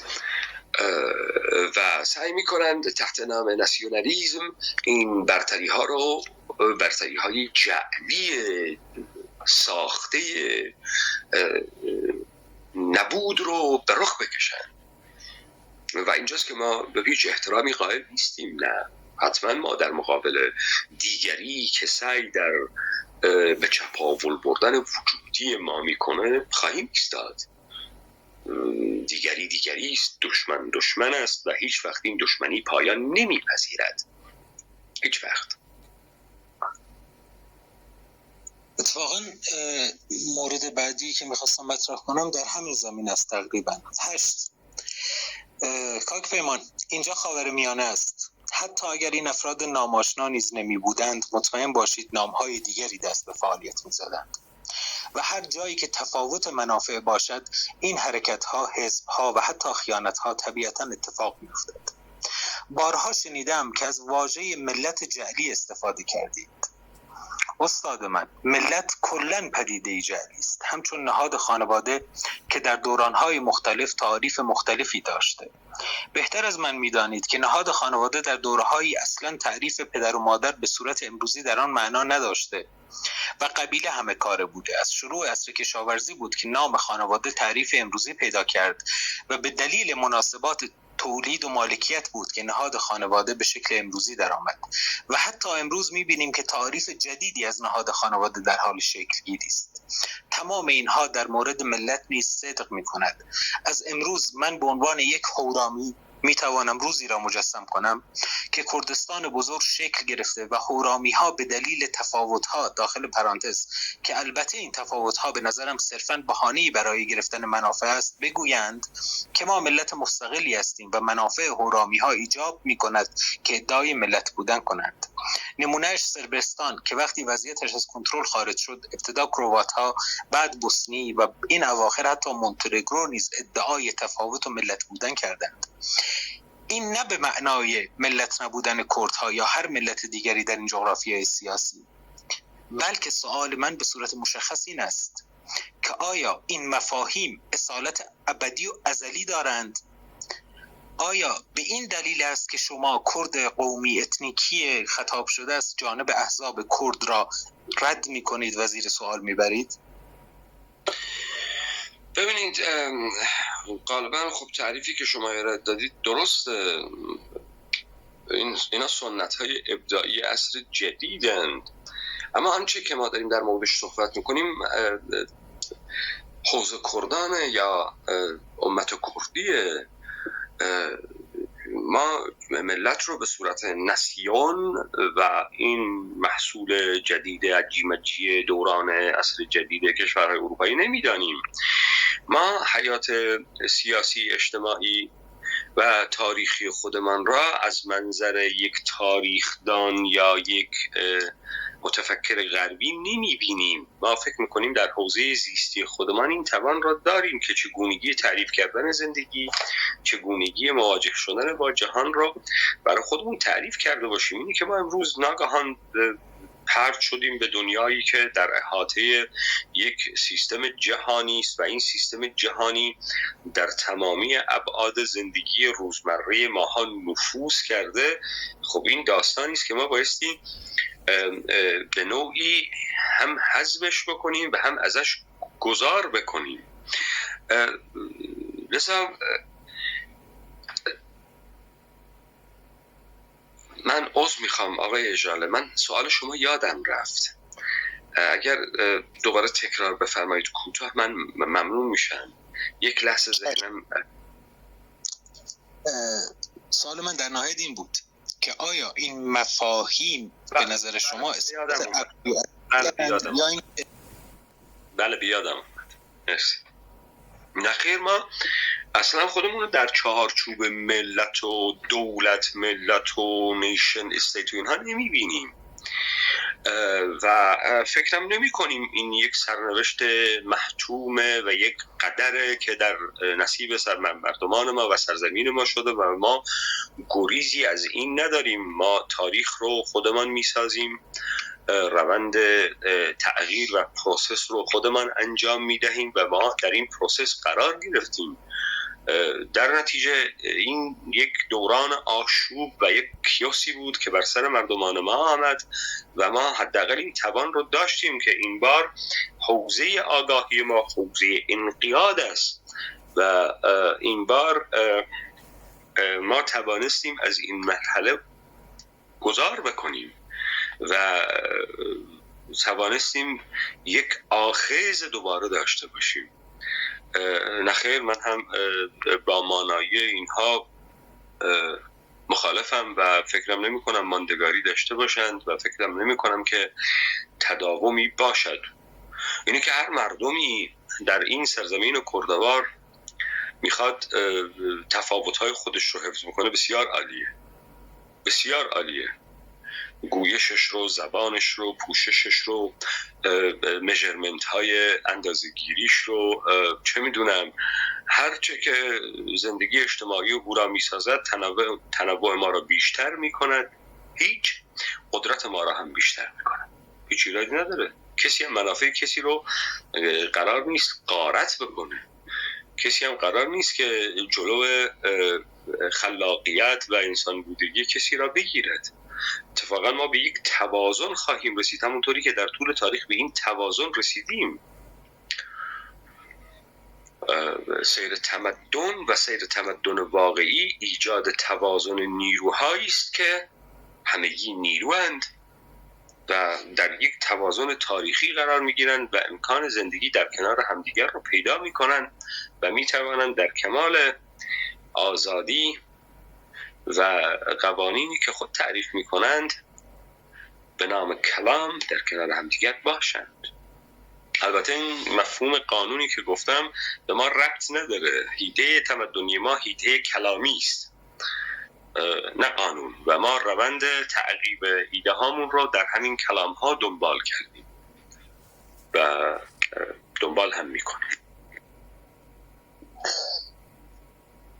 نه، در مورد مفهوم دولت ملت در خاورمیانه اگر به مفهوم مدرن بخواهیم اشاره کنیم، تأکید میکنم اگر به مفهوم مدرن بخواهیم اشاره کنیم، آن هم به صورت نسبی میتوان حتی اسرائیل را جز مناطق عرب نشین دولت ملت قلمداد کرد. این نه به معنای خوبی و بدی، بلکه به معنای واقعی بودن و انسجام درونی و ذاتی است. توضیح میدهم که چرا اسرائیل را مثال زدم. اگر در ترکیه کردها را جدا در نظر بگیریم، ترکیه یک دولت ملت است که برای مردمش کارکرد دارد. اما ایران حتی در لولی پایین‌تر از ترکیه قرار دارد. ایران شهری بی‌قافیه است که چه در دوره پهلوی و چه در دوره جمهوری اسلامی تعریفی که از ایرانی بودن می‌کند با تعریف مدرن دولت ملت‌ها هارمونی ندارد. چرا که دولت ملت‌ها اولیه‌ترین تعریفی که برای شهروندان، رعیت، اتباع و یا هر نام دیگری که ارائه می‌دهند این است که تمام شهروندان از نظر قانونی برابرند اما ایرانیت را هر جوری تعریف کنیم نیروی گریز از مرکزی در آن وجود دارد که مفهوم دولت ملت را به هم می‌ریزد. اما حتی در ایران با این وضعیت من ایران را محتاج به قاضی محمد نمی‌دانم که بخواهد کمک کند که مفهوم ایران را نهادینه کند یا اوجالان ترکیه را. اگر اتفاقی در حد انفال در ایران رخ نداد، نه به خاطر دموکرات بودن دولت ایرانی، بلکه به خاطر این بود که دو قطبی ملی عرب کرد که در عراق است یا کرد ترک که در ترکیه است در ایران نبود. به دلیل بودن ملت‌های مختلف دولت مرکزی در ایران هرگز آن اعتماد به نفس عراق را نداشت که بخواهد در حد وسیع دست به نسل کشی بزند. لور هست، ترک هست، بلوچ و مازنی و گیلک. انفال اتفاق نیفتاده که هویت عراق معنا پیدا کند. عراق تاریخ مشخصی دارد و اتفاقا در مورد مثال عراق قطعا عراق هرگز تبدیل به دولت ملت نخواهد شد. ترکیه در مرحله پیشرفته تری است. احزاب زیادی در آن در خدمت ترک ها هستند. ترکیه بخش بزرگی از علویانش پانترک و بخش بزرگی از اهل تسننش نیز پانترک هستند و اتفاقا در مقابل بیگانگان خود را تعریف می کنند. و اتفاقا ملت ترک فکر می کنند که دشمندارترین ملت دنیا هستند. روسیه و اروپا بگیر تا ایران و عرب و کردها. ولی این به نظر من به معنای این نیست که ترکیه محتاج باشد که هویت خود را با اوجالان نهادینه کند. سوال به صورت مشخص: چطور شما ادعا می کنید که قاضی محمد اوجالان و ملا مصطفی اینا برای هویت بخشی به اون دولت هایی که امروز ما میشناسیم فعالیت کردن؟ ببینید، بزرگترین ایرادی که به من شما امیدوارم که منظور من رو بفهمید. من الان دارم ادله های طرف مقابل و تلاشی که طرف مقابل می کند برای تعریف کردن خود رو مطرح کنم. ببینید، بزرگترین ایرادی که به انقلاب مشروطه احیانا گرفته می شود، سوای اینکه خب این مشروطه رو به شما می فروشند به عنوان اینکه خب این اولین حکومت قانون است در بلاد مسلمین، برخلاف مصر و کشورهای دیگری که درگیر بنیادگرایی و بازگشت به خلافت هستند و این وسط ترکیه یک استثناست که یک انقطاع می کند احیانا از خلافت و خودش رو بازنمایی می کند در مؤسساتی که می سازد. به همین خاطر شما امروز در خیابان‌های استانبول که راه میرید، از هر کوچه پس کوچه‌ای که رد میشید یک بیرق زشت ترکی را می بینید که حالتون رو به هم میزنه. از روسپیخانه‌های ترکیه گرفته تا یک مغازه کوچک خاروبار فروشی با این بیرق زشت ترکی مزین شده است احیانا. بزرگترین ایرادی که به این مشروطه گرفته میشه اینه که این مشروطه تئوریزه نشده و از دلش علم سیاست ایرانی استخراج نشده است. تلاش شده، اما مثلا وقتی وارد حوزه قانون که میشی، شما مجبور میشی که قوانین کشورهای اروپایی مثل بلژیک یا فرانسه رو بیاری و بعد این رو ادغام بکنی با شرع مقدس تشیع و بخوای از دل این مثلا دولت سازی بکنی. و این نه بومیه نه تلاشی است ایرانی احیانا، و این محکوم به شکست میشه و این تلاش صورت نمیگیره که بعد نهلهاش هم میخوره به داستان احمد فردید و داستان جلال آل احمد. آنچه که امروز در ترکیه موجوده، ببینید کارل شمیت میگه که مردم در مؤسسات دولتی بازنمایی میشوند. یعنی چه؟ یعنی امروز ترکیه چیزی نیست بجز پارلمان ترکیه، ارتش ترکیه، بانک های ترکیه، ادارات، دادگستری و مؤسسات مختلف حکومتی که داره امورات یک قلمرو مشخصی رو به پیش میبره و اداره میکنه، کنترل میکنه و تحت سیطره داره. این نه پس پردهش هیچ حقیقتی نهفته است، نه جوهری دارد و نه ذات تغییر ناپذیری است. اما با همین تعریف این سنت های ابداعی، این مؤسسات برساخته ای که از اراده هیچ کسی نیست. ببینید وقتی هگل میگوید که دولت تحقق روح تاریخی مردم است و قانون مطلق است و آزادی عین قانون است و قانون عین آزادی است، شما در این سرزمین‌های برساخته و این دولت‌های برساخته هیچ مردمی را نمی‌بینی که روحش متبلور شده باشد احیانا در پرچم زشت ترکیه یا در پرچم زشت کورپوریشن ایرانی آنوسی یا کورپوریشن ترکی خزری یا عراقی یا سوری. اینه که شما میایید کسانی را میآورید و این کسان تحت نام تهدید کنندگان این هویت دولتی با اصرار بر حفظ مؤسسات این دولت و مطلق سازی این مؤسسات طلب و دریوزگی سهم می کنند. این هیچ چیزی نیست به جز مانا کردن این بوروکراسی. یعنی چه؟ یعنی آقای اوجلان با همین کارکرد دولت ملتی اولین کاری که تحت نام مفهوم کرد بایستی می کرد زدودن مشروعیت از دولت ترکیه برای سیطره بر این قلمرو سرزمینی بود. به همچنین قاضی محمد، به همچنین قاسم لو، به همچنین مولا مصطفی بارزانی. اما اتفاقی که افتاد این نبود.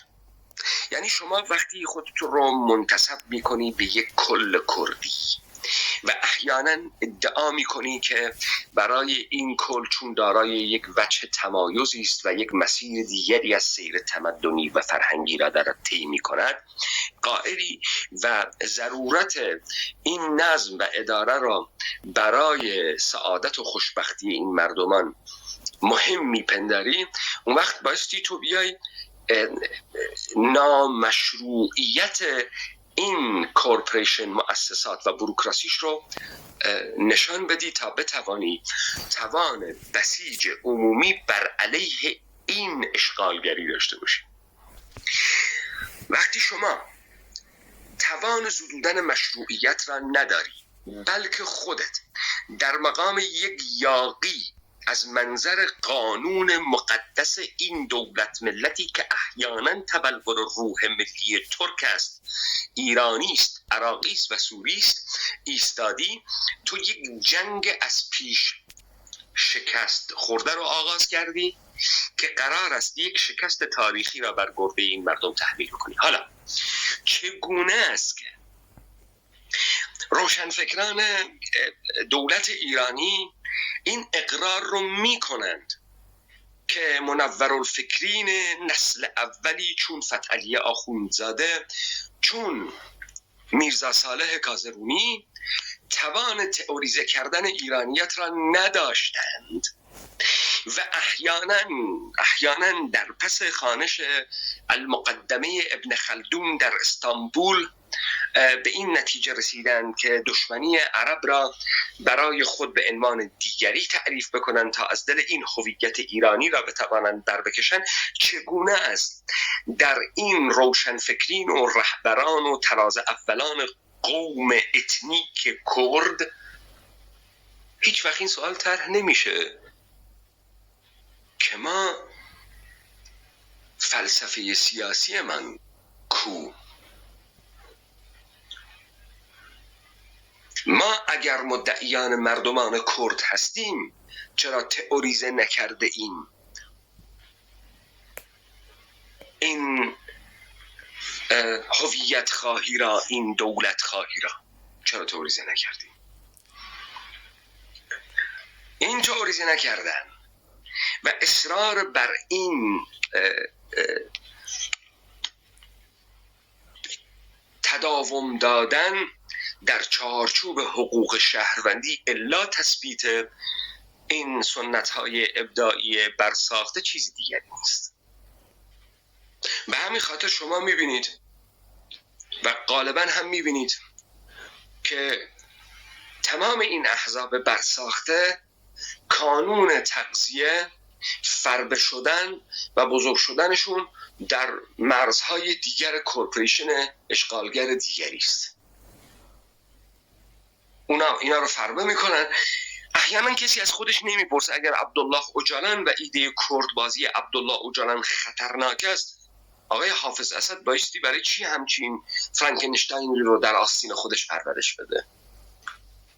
چرا بایستی دولت ایرانی علویان رو و پکاکا رو در آستین خودش پرورش بده؟ چرا بایستی طایفه بارزانی و جلال طالبانگین رو در آستین خودش پرورش بده؟ چرا این نمیترسه اینا تهدید بشن؟ ببینید امروز پیش چشمان شما عراق داره 5 میلیون بشکه نفت میفروشه. نفتم شده به بشکه تقریبا $140. عایدات این نوکران دولت ایرانی سر به میلیاردها دلار از عایدات ارباب ایرانیشان میزنه. چگونه از این نوکر هیچ وقت نمیتونه ارباب باشه؟ امکانات بیشتری داره، مشروعیت بین المللی داره، چارچوب دولت ملتی خودش رو داره، مشروعیت درونی داره، حتی نمیتونه ادعا بکنه که میتونه بر بغدادی که احیانا سرزمین اونه و اون آمده است در سال 2003 در طرح ریزی کردن دوباره دولت عراقی شرکت بکنه در قالب یک حکومت فدرال. حتی این توان رو نداره در عراق فساد زده کلاپس کرده ای بتواند ادعا بکنه بر یکی قدرت کاخ حکومتی بغداد بنشیند و او بتواند با فساد آنچه که تقاضا میکند خیابان‌های بغداد و بصره روبرو بشه. چرا نمیتونه این کار رو بکنه؟ چرا این همون عراقیه که صدام حسینش احیانا بدون هیچ تحلیل دیگری توانست 8 سال تمام بهای بسیار سنگینی به این کورپوریشن ایرانی تحمیل بکنه، ولی امروز مچاله شده، له شده، بسیار ثروتمندتر از قبل در دستان دولت ایرانی قرار گرفته. خب این سوال رو بایستی از خودتون بکنید، اینها رو کی برساخته؟ برای چی برساختن؟ اگر ملا مصطفی بارزانی و جلال طالبانی خطرناک بودن، چرا دولت ایرانی اینها رو ساپورت کرد؟ چرا ما این خطرناکی رو از اینها در طول این 40 سال ندیدیم؟ از سال 91 به بعد چرا ندیدیم؟ چرا ما ندیدیم اینها حتی توان این رو داشته باشن که از همین قوم اتنیکی کرد استفاده کرده باشن برای حفظ موقعیت خودشان در کردستان عراق که اهرم‌های فشار بر علیه ترکیه، ایران، سوریه وارد بکنن؟ چرا اینها امروز نتوانستن یک گروه نمایشی درست بکنن از کرداشون که الان در بغداد یک سری کارهای نظامی بکنه که فشار بیارن به دولت مرکزی عراق؟ چرا؟ سوال اینه. اینا ابلهانند، اینا یک مشت احمقن، اینا یک مشت قدیسند، اینا رجالن یا رجل سیاسی هن. چه کارن اینها؟ آقا حداقل شما از یک رجل سیاسی توقع داری که یک سیاستمدار خوبی باشه تا بتواند با تردستی هایی که میکنه یک سعادت، یک سروری، یک شکوه، یک عظمت حداقل در تعریف امروزین که مورد پسند این آقایان است ملی برای این مردمانش داشته باشه.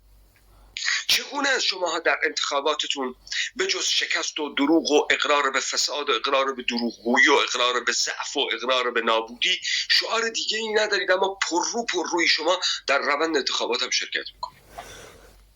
ببینید آقای اجاله، اینها احتیاج به درک سیاسی داره. من دوباره از حوزه شیدایی و پروانه دور شمع و چراغ سوسوزنه وسط بیابان و کویر و 7 شهر عشق و اینها فاصله گرفتم ها. من مشخصا دارم در مورد حیات سیاسی مردمانی صحبت میکنم و کسانی که داران پیشبرندگی این حیات سیاسی هستند. اینها همه برساختگانند آقا.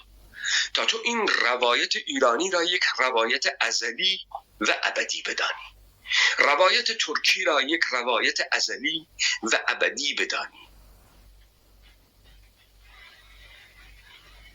چگونه از اینا برای اینها کارکرد داره، میره تاریخ میسازه از دل کتاب مقدس یهودیان، از کوروش یهودی تا خامنه ای آنوسی،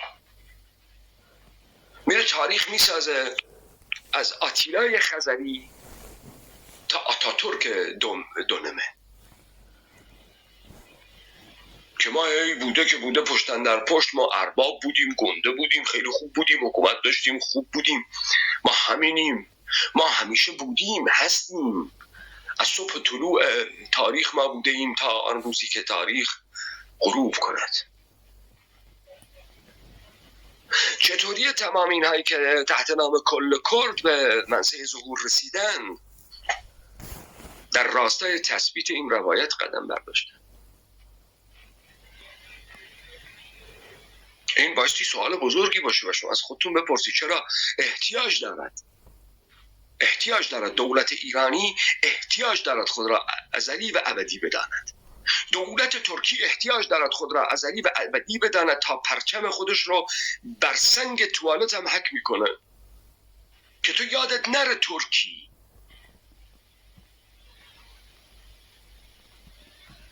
مثل فرضیه های دینی، تا یک مسلمان سطحی معیشتی فراموش نکنه جزء امت محمدم هست، روزی 5 بار بایستی بره دستاشو بشوره، پاهاشو بشوره، مسخ سرش بکشه، بعد بیاد نیت بکنه، دل راستش نماز بخونه، چه میدونم تعریش داشته باشه، سیبیلاشو کوتاه کنه، پاچه‌های شلوارش رو کوتاه کنه، رو به یک قبله نماز بخونه تا این بفهم مسلمانه. وسواس و تکرار و وسواس و تکرار و وسواس و تکرار و وسواس و تکرار. اینو که شما وقتی پاتو تو استانبول میزنی حالت به هم میخوره از این همه پارچه قرمزی که احیانا شما رو بیاد میدان گاوبازی ماتادورهای اسپانیایی میندازه که گاو ترکی تو رو شاخ نزنه. احیانا چرا شما فکر میکنید دولت ترکیه احتیاج نداره به اوجلان که بیاد براش از برادری ملت ها صحبت بکنه و تحت پارلمان ترکیه به پارلمان بره و قانون اساسی ترکیه را که تبلور یافتگی روح ملی و عین آزادگی ملت ترکیه به رسمیت بشناسه و در مر قانون ترکیه قرار بگیره و تمام فریادهاش رو بر سر اردوغان خالی بکنه و اردوغان رو تروریسم اسلامی بدانه و از تو هم اصرار بخواد که این گونه بکنی و بعد هی در مجیز دولت ایرانی بگه و هی در مجیز شیعه گری بگه و چرا شما فکر نمی‌کنید اینا به هم دیگه احتیاج دارن؟ چرا فکر نمی‌کنید دولت ترکیه اگه بخواد بساط اینها رو جمع بکنه جمع میکنه؟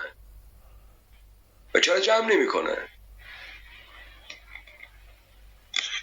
بعد احیانا اینا دارن چه کار میکنن؟ میخواد بره بگه من پول بیشتری برای شما ها میارم. اینها تحت نام کرد چه چیزی برای کرد میکنن و چه تمایز کرد با دیگران در چیست؟ دشمن کرد کیست؟ دشمن کرد قانون ترکیه نیست، دشمن کرد دولت ترکیه نیست، دولت ایرانی نیست. پس کیه دشمن کرد؟ اردوغان؟ خامنه ای؟ مثل این یاوه بافان کورپریشن عراقی میمونه، طرف میگه که صدام حسین کردکش بود، حسن البکر نبود، ملک فیصل نبود. چطوری تمام اینهایی که رئیس جمهور و نخست وزیر و پادشاه و ملک عراق بودن احیانا کرد کشتن با بریتانیای کبیرشون که در سال 1921 اولین بار از گاز خردل استفاده کرد و بمب فسفر رو برای کردها ساختند و من در دیبیتام کلیپ های خلبان های گارد سلطنتی بریتانیا رو که داکومنتری بود پخش کردم که اونها میگفتن ما باید کردها رو سیویلایز بکنیم که بیهیو داشته باشن، که فرمان برداری داشته باشن. بعد تمام این مردم اقلیم کردستان میگن که صدام حسین آدم کشت. بعد همین بارزانی میره سال 2003 دولت عراقی را دوباره بنیان میذاره. این دولت عراقی بود که این کارها رو میکرد و شما رو مطیع سازی و رام سازی میکرد، شما رو کوچ میداد از سرزمین پدریتان و در معسکرها قرار میداد، بهتون ماشین میداد، جیره سیگار میداد، توتون میداد، گوشت میداد، تا شما در معسکرها قابل شمارش باشی، قابل کنترل باشی، تا شما دولت عراقی براتون معنا پیدا بکنه، بهتون هویه بده، تا باش بتونید بایعی بگیرید. اینجا پارتی و اتحادیه میهنی نبودن که مردم رو انفال کردن به خاطر اینکه چندین هزار روستا رو از بین ببرند، تا اینها رو کوچ بدن در کنار اردوگاه های ساخته و شهرک های ساخته و شهرهای ساخته، اینها رو روند تمدن سازی انگلیسی یعنی مطیع سازی بکنند. و دولت ایرانی این کار نکرد.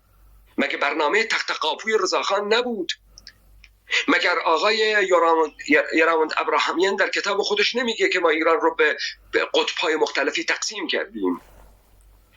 میریم یک جایی رو میگیریم، بهش خدمات و امکانات میدیم، ما بقیه رو هیچ کاریش نمی کنیم تا مردمانش مجبور بشن کوچ کنن بیان به اینجاها. آب نمیدیم، آبدانی نمیدیم، پول نمیدیم، توسعه نمیدیم، سعی میکنیم عقب افتاده باشن تا بیان کوچ کنن. این هست در کتاب ایران بین دو انقلاب یراوند ابراهامیان هست و من در موردش دیبیت کردم. چطوری شما اینها رو نمیبینید؟ فکر میکنید انفال یعنی اینکه یه آدم رو فقط گرفتن و زنده به چال کردن؟ مردمان سرزمین ما زنده به چال شدن خیلی وقت مردن آقای جاله. مردمی که از هویت خودش خبر نداره، مردمی که نمیدونه کیه، مردمی که فکر میکنه با زبان خودش داره صحبت میکنه، توهی از تاریخ خودشه، توهی از فرهنگ خودشه. مردمی که بهش میگی بعلول ذات و ذات یک دانه، آمیان ماشان بعلول دیوانه، دیوانه که دیوی توردانا و مرکب نمیدان گردون رانه، و نمیفهمه انسان به مثابه دانایی است. همین یعنی داره اینو میگه، این یعنی فلسفه کردی. بعد میگه من میخوام زبان مامانیمو داشته باشم. اون نمیتواند از دل زبان مامانیش احیانا تاریخ خودش، فرهنگ خودش، نوع جهانبینی خودش، روند زیستی خودش رو بیرون بکشه. نمیفهمه مفاهیم زبانی خودش رو، نمیفهمه، اصرار بر قوم بودگی خودش رو و هویت زبانیش میکنه، هیچی هم نمیدونی، احمق تمامه.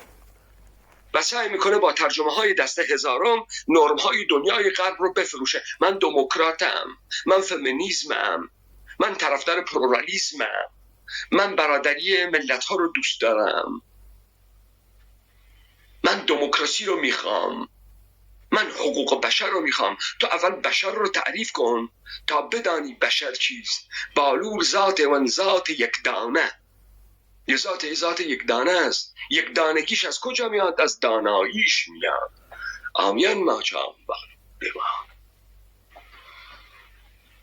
پس در فلسفه جهان کردی انسان هیچ چیز نیست در این همانی دانایی، آن دانش بی حد و مرز، آن دانش جامع و کامل. نه زانایی، دانایی.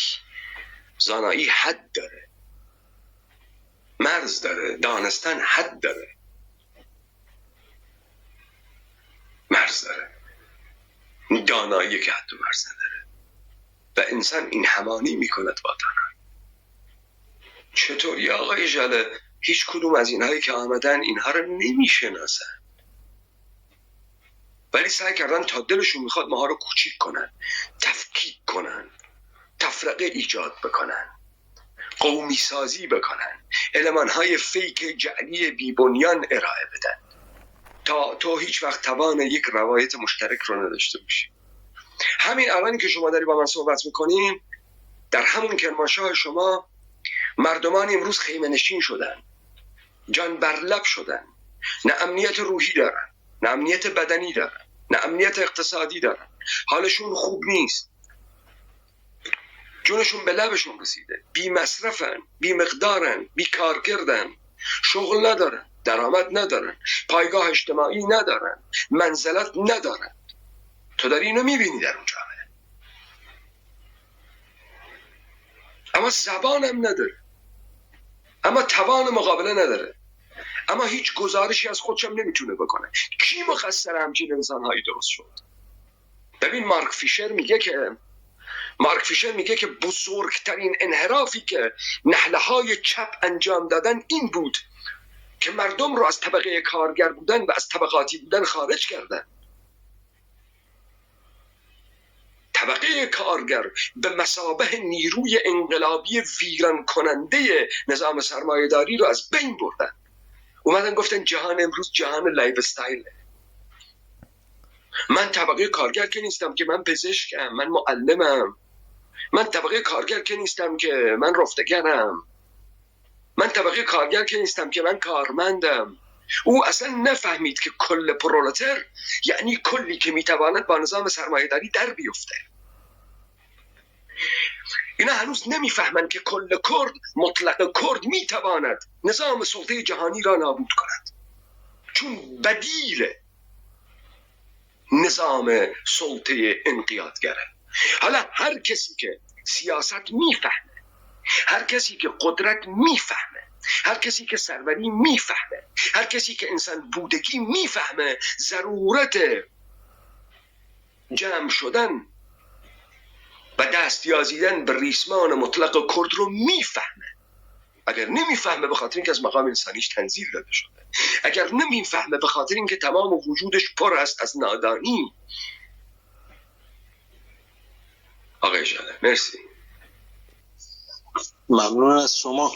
من این توضیحاتتون رو کاملا قبول دارم و کاملا صحیح است، بحثی در موردش ندارم. در بحث سیاست کردی، اگر ما نقش اسرائیل و دولت ایرانی را چه در دوره پهلوی و چه در دوره جمهوری اسلامی در تقویت جریان‌های کردی در باشور را نادیده بگیریم، به بیراه رفته‌ایم. ما برخی اوقات دچار کوری خودخواسته‌ای می‌شویم که وزن واقعی مسائلی که دوست نداریم را نمی‌بینیم و آن چیزی را که می‌پسندیم بزرگ می‌کنیم و باقی را فرع قرار می‌دهیم. ما در خاورمیانه نه ابرقدرت نظامی و نه اقتصادی هستیم، پس به صورت طبیعی وزن روابط بین الملل برای ما بیشتر از آن چیزی است که باید می بود. ما می بینیم همچون آب خوردن موقعیت تاریخی رفراندوم در کردستان عراق باشور نابود می شود به یک دلیل ساده، چون هیچ کس طرفدارش نبود. هیچ کس. این را می توانم به عنوان مثالی به تمام تحولات خاورمیانه تعمیم دهم. نمی گویم که مناسبات داخلی هیچ نقشی ندارد. مناسبات داخلی زمینه ایجاد می کند، اما نیروهای خارجی هستند که به جریانات وزن و فرم و جایگاه می دهند. به صورت مشخص سوالم این است: شما نقش نیروهای خارجی را کمتر می بینید؟ زیرا که بسیاری از نقدهایتان در مورد احزاب داخلی است.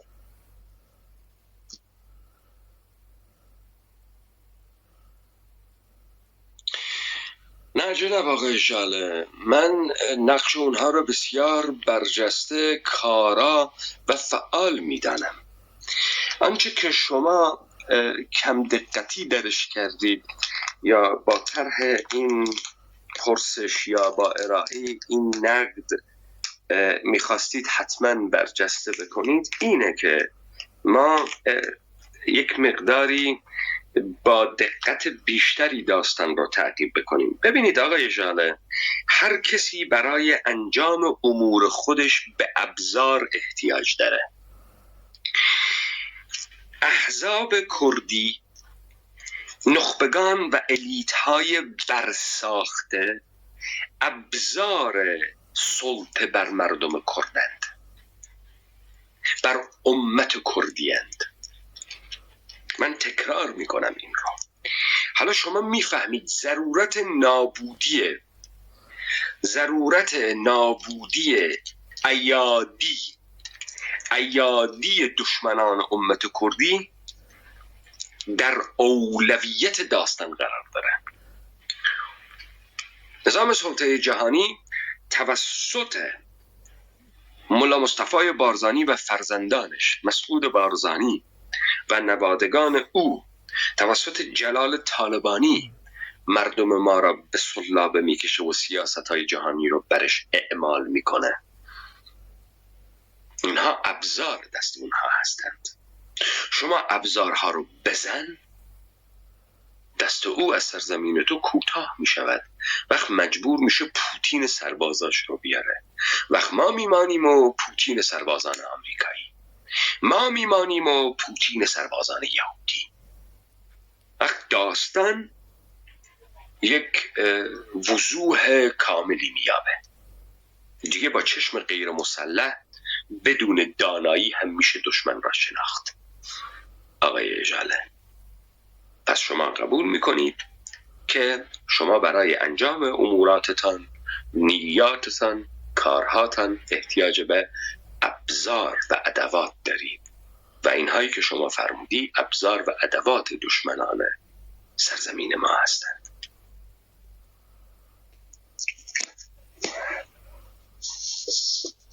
12.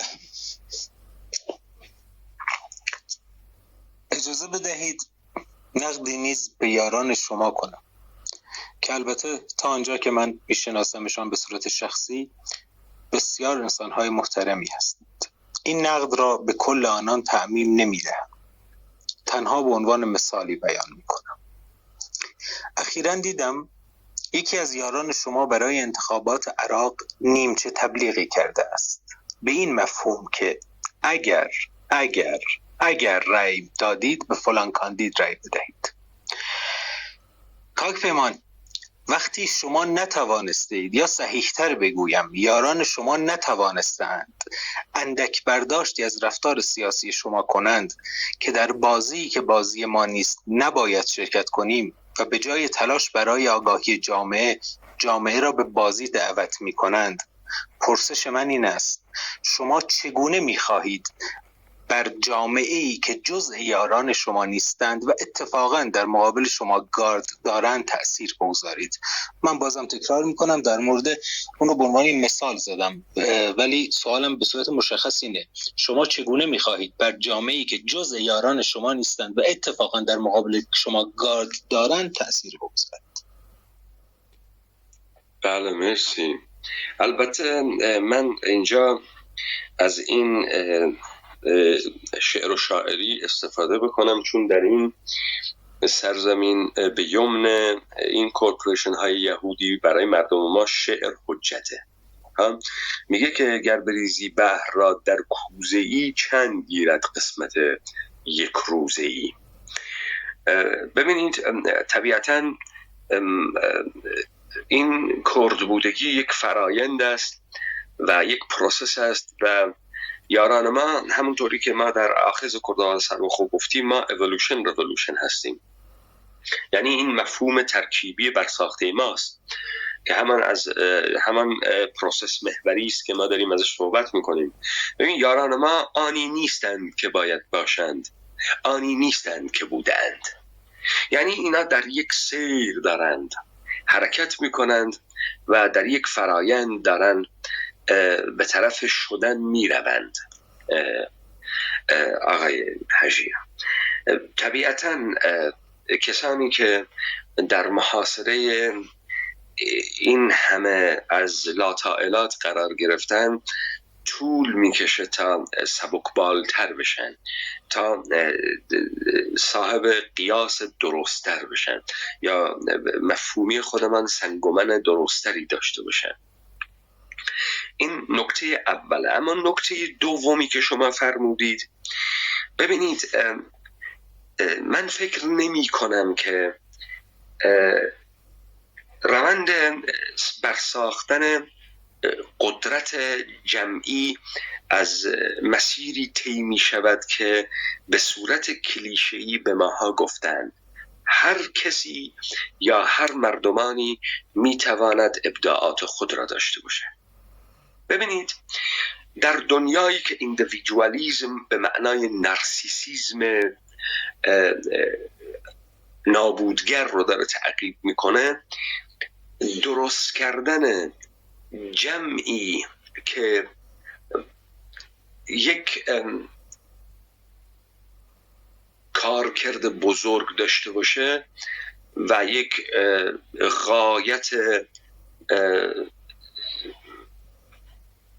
والایی برای خود تعریف کرده باشه بسیار غیر محتمل و سخته. لذا وقتی که شما دارید از مردم، مثلا از مردم ایران صحبت میکنی، مردم ایرانی موجود نیست. منظور شما از مردم ایران کی؟ احیانا کی خودش رو مردم ایران میداند؟ شما بیا با مردم ایران حرف بزنی، نمیتونی با مردم ایران حرف بزنی چون نیست. مردم ایران متبلور شده است در مؤسسات دولتی. باید بری رئیس جمهور رو ببینی، باید بری رهبر انقلاب رو ببینی، باید بری نمایندگان مجلس رو ببینی، باید بری رئیس قوه قضاییه رو ببینی. این مردم ایرانه. باید بری معتمد شهر سنندج رو ببینی، باید بری فلان کس رو ببینی. ببینید، به همچنین دولت این پدیده مرئی شده در بوروکراسی بازار و دولت، یعنی حاکمیت. وقت دولت ساختن یا قدرت جمعی ساختن تبلور پیدا می کند در هیکل آحاد انسانهای کردی آخذی. یعنی دولت امت کردی متبلور می شود، متجسم می شود در پیکرهای گوشتی انسانهای کردی آخذی. این تجسم یافتگی وقتی زیادت می کند، تأثیر ما بقیه رو به دنبال خواهد داشت. شرکت ما بقیه رو، همیاری و یاری ما بقیه رو در پی خواهد داشت. سختی داستان در ساختن سنگ اولیه است. اینه که ما بشینیم منتظر باشیم نظر تک و تک مردمان این سرزمین رو جلب کنیم. نه، ما آقای اجاله منتظر نبودیم کسی دعوتمون کنه به میدان سیاست. ما منتظر نبودیم احیانا کسی سخنانمون رو بشنوه. ما عین دولت امت کردی رفتار کردیم تا به این دقیقه. هر جایی که بایستی حضور داشته باشیم حضور داشتیم، هر جایی که بایستی حکم میدادیم حکم دادیم، هر جایی که بایستی برخورد میکردیم برخورد کردیم، و هر جایی که بایستی میساختیم ساخته ایم. این اون کاریه که ما کردیم و ما تأثیرات عمیق خودمون رو گذاشتیم، به خاطر اینکه ما از دل روند تاریخی تحقق ایده کردی برآمدیم. ناآشنا با این مردم نیستیم. ما آشنا با ناخودآگاه جمعی این مردم و ناخودآگاه فردی این مردم هستیم. در نتیجه به زرس قاطع ما فاتحین قلوب انسانهای کردی هستیم. زمان میبره طبعا ما تریبون ها و ابزارمون کمه، طبعا ما دشمنان بسیار زیادی داریم، طبعا دشمنان ما هم دارای زیرکی و توانایی های خاص خود هستند، فتنه‌گری های خاص خود هستند، ولی آنچه که هست ما یک خلوص، یک پیوریتی کردی هستیم که برآمده از تحقق و فرایند تحقق ایده کردی است و این رو هیچ قدرتی در مقابلش نمیتونه بیسته و این برنده ترین، کارآمدترین، تأثیرگذارترین سلاح دست ماست آقای شانه. پس ما میشینیم و این روند رو میبینیم. ما میدانیم به کجا میرویم، ما میدانیم کدام مسیر رو داریم طی میکنیم و تا به این دقیقه من فکر میکنم که موفق ترین و واقعی ترین جریان امت کردی بودیم که توانسته ظرف عمر کوتاهی پیروان بسیار زیاد، یاران بسیار زیاد، سریاران بسیار زیادی رو داشته باشه و مفاهیم طرح شده در متن امت کردی آخذ و کردوار سر به خود داره همه گیر میشه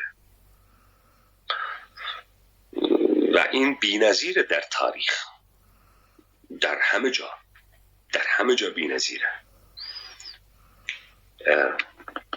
علل خصوص در عصر حاضر.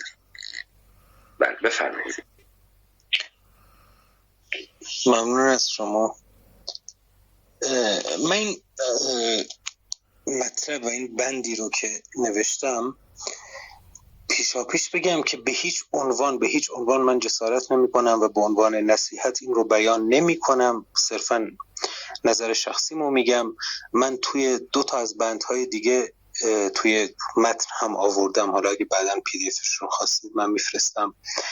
گفته بودم که امیدوارم نقدم رو قبول کنید، توی یکیشون لطف کردید و قبول کردید، توی یکیشون قبول نکردید. توی این مورد هم باز امیدوارم که قبولش کنید. مثالی خدمتتان عرض میکنم در مورد به اصطلاح از کوره در رفتنهای شما در جلسات آنلاین کلاب هاوس و چه در برخی از دیبیت هایتان. بارها و بارها پیش آمده که من برای معرفی افکار شما که بسیار برایم قابل احترام است، دیبیتی از شما یا اتاقی در کلاب هاوس را در جمعی که بانوان نیز بودند پخش کردم که یک باره کسی در لایو یا در اتاق بوده و با حرفی شما را عصبانی کرده و الفاظ رکیکی که نباید بیان می شده آنلاین پخش شده. کاک پیمان گرامی، در شهریور 1398 در همایش هنرمندان در تبعید در پاریس یک بار و تنها یک بار این اتفاق برای شاهین نجفی دوست عزیزم که همچون شما به رفاقت با او افتخار میکنم اتفاق افتاد. گروهی کاملا تیمی از پیش تعیین شده شاهین را عصبانی کردند و شاهین با عصبانیت و پرخاش پاسخ آنان را داد. کاک پیمان گرامی، اولین نفری که شاهین را نقد کرد من بودم و جالب است که بدانی بعد از آن تاریخ و اتفاق شاهین در جلسات زیادی بوده و حملات تندتری به او شده، ولی او با تمرین و تمرکز توانسته دیگر هیچ کس عصبانیتش را نبیند، چرا که من معتقدم کسی در جایگاه شما نباید کسی عصبانیتش را ببیند. امیدوارم که شما به خاطر احترام به مخاطبانتان و مخصوصاً بانوان این نکته را مد نظر قرار دهید. من حس می‌کنم که این عصبانیت خروجی برخوردهای دو طرفه میان شما و منتقدین شما در این چند ساله بوده. من نمیدانم ولی ایمان دارم که حملات بسیاری به شما شده، چون بنده به عنوان یک مخاطب وقتی دیبیت های قدیمی تر شما را میبینم هرگز این عصبانیت را احساس نمی کنم. برای نمونه دیبیت جذاب شما با مرحوم بهرام رضایی که شما در نهایت آرامش نظرات رادیکال خود را بیان کردید، یک دیبیت عالی که من واقعا بهترین دیبیت شما میدانمش، با لحنی جدی و در چارچوب ادب و با سوالاتی جدی، دقیق، هدفمند و روشنگرانه که داشتید استفاده تمام را از میهمان خود کردید. شما به مهمانتان فرصت گفتگو و توضیح میدادید. جالب این بود که آقای رضایی سعی میکردند موضوع خود را شفاف و دقیق بیان کنند و در نهایت شما با زیرکی و هوش خود نشان میدهید که کسی همچون مرحوم رضایی چقدر با سیستم حاکم در آن حزب زاویه دارد. شما قرار نیست لقمه آماده در دهان مخاطب بگذارید. شما بایستی این گونه سوالات را خارج از توهین کلامی و مردم را به اندیشیدن وارد کنید. حل المسائل نباشید. دافعه شدیدی که شما و یارانتان در فضای مجازی دارید بسیار برایم آزاردهنده است. نه به خاطر بحثی شخصی، شنیدن الفاظ رکیک و تحقیرآمیز که متاسفانه بارها اتفاق افتاده باعث می شود که تعداد افراد حاضر در اتاقهایتان به زیر 100 نفر برسد و با توجه به تعداد بازدیدهای لایف هایتان و تعداد اعضای کانال تلگرامیتان اگر هر عدد را 1 نفر فرض کنیم مجموع یارانتان زیر 1000 نفر است. این را می گویم که فکر نکنید من جز آن دسته‌ای هستم که قدرت را در تعداد می‌دانم. خیر. اما روکراست می‌گویم که شخصی در جایگاه شما و با انگیزه‌های شما نباید آنقدر دافعه ایجاد می‌کرد و بایستی مخاطبان و یاران شما بسیار بیشتر از آن چیزی بودند که امروز هستند. مگر نه اینکه خود شما شما خود را مردم می‌دانید و بارها شنیدم که میگویید دنبال کسب قدرت سیاسی نیستید و تمام تلاشتان این است که آنقدر در این راه موفق باشید که در کردوار که یوتوپیای شماست در کوچه و خیابان با مردم بنشینید و چای بنوشید. این رو من اولا یک چیزی رو برای شما اینجا به خاطر که انحراف ایجاد نشه، ما به دنبال کسب قدرت سیاسی هستیم و قدرت سیاسی هم کسب کرده ایم و این قدرت سیاسی رو برین‌تر و گسترده‌تر هم می‌کنیم و هدف ما هم اتفاقا بازگرداندن قدرت است به بی قدرتان و اون هدیتی که از آن ماست، مال ماست و بایستی مال ما باشه و در دستان ما قرار بگیره. پس در اینجا هیچ منافاتی نداریم. من قدیس نیستم، عارف هم نیستم، کشیش ریاضت کش هم نیستم. آقای جاله یاران ما هم نیستن و تمام امت کردی نیستن. آحاد مردمان این سرزمین مردمان آزاد و مخیری بایستی باشن که خود اربابان خود باشن و این قدرت رو بایستی برای همه بازگردند و آخذ کردوار سربخو این کار را میکند در این سرزمین. نکته اول. اما من محض اطلاع شما جناب آقای جاله عرض بکنم آقای شاهین نجفی در یکی از کنسرت های خودشون عورت نمایی کردند و خودشون رو لخت کردند در حمایت از لخت کردن زندانیان سیاسی. البته که نشان دادن عورت، البته نشان دادن سینه های زنان تحت نام انقلاب سینه‌ای حزب کمونیسم کارگری، البته لخت شدن در حمایت از رامین حسین پناهی و عورت نمایی زنان و بدن نمایی زنان جزء مبارزات آوانگارد پست مدرن است. خیلی چیز خوبیه. البته خانم های سرزمین ما، بانوان سرزمین ما امروز امنیت ندارند. البته که طبق گفته مرحوم آرامش دوستدار فاحشگی پنهان در جامعه ایران و این کورپوریشن آنوسی داره قوقا میکنه و اصولاً زنی از تعرض و مردی از تعرض به دور نیست و خانم هایی که در خیابان با دستمالی کردن تا حتی کردن تا لغز و متلک های جنسی و تنزالود جنسی آشنا هستند و لذت هم میبرند و پاره اوقات. چگونه است که در مقابل دیبیت های ما اینها خودشون رو جمع میکنن؟ من با این نوع نزاکت ساخته چاپلوسانه مردم نیستم آقای جاله. این نکته اوله و من خواستم شما اینها رو مد نظر داشته باشید. ما انسان‌های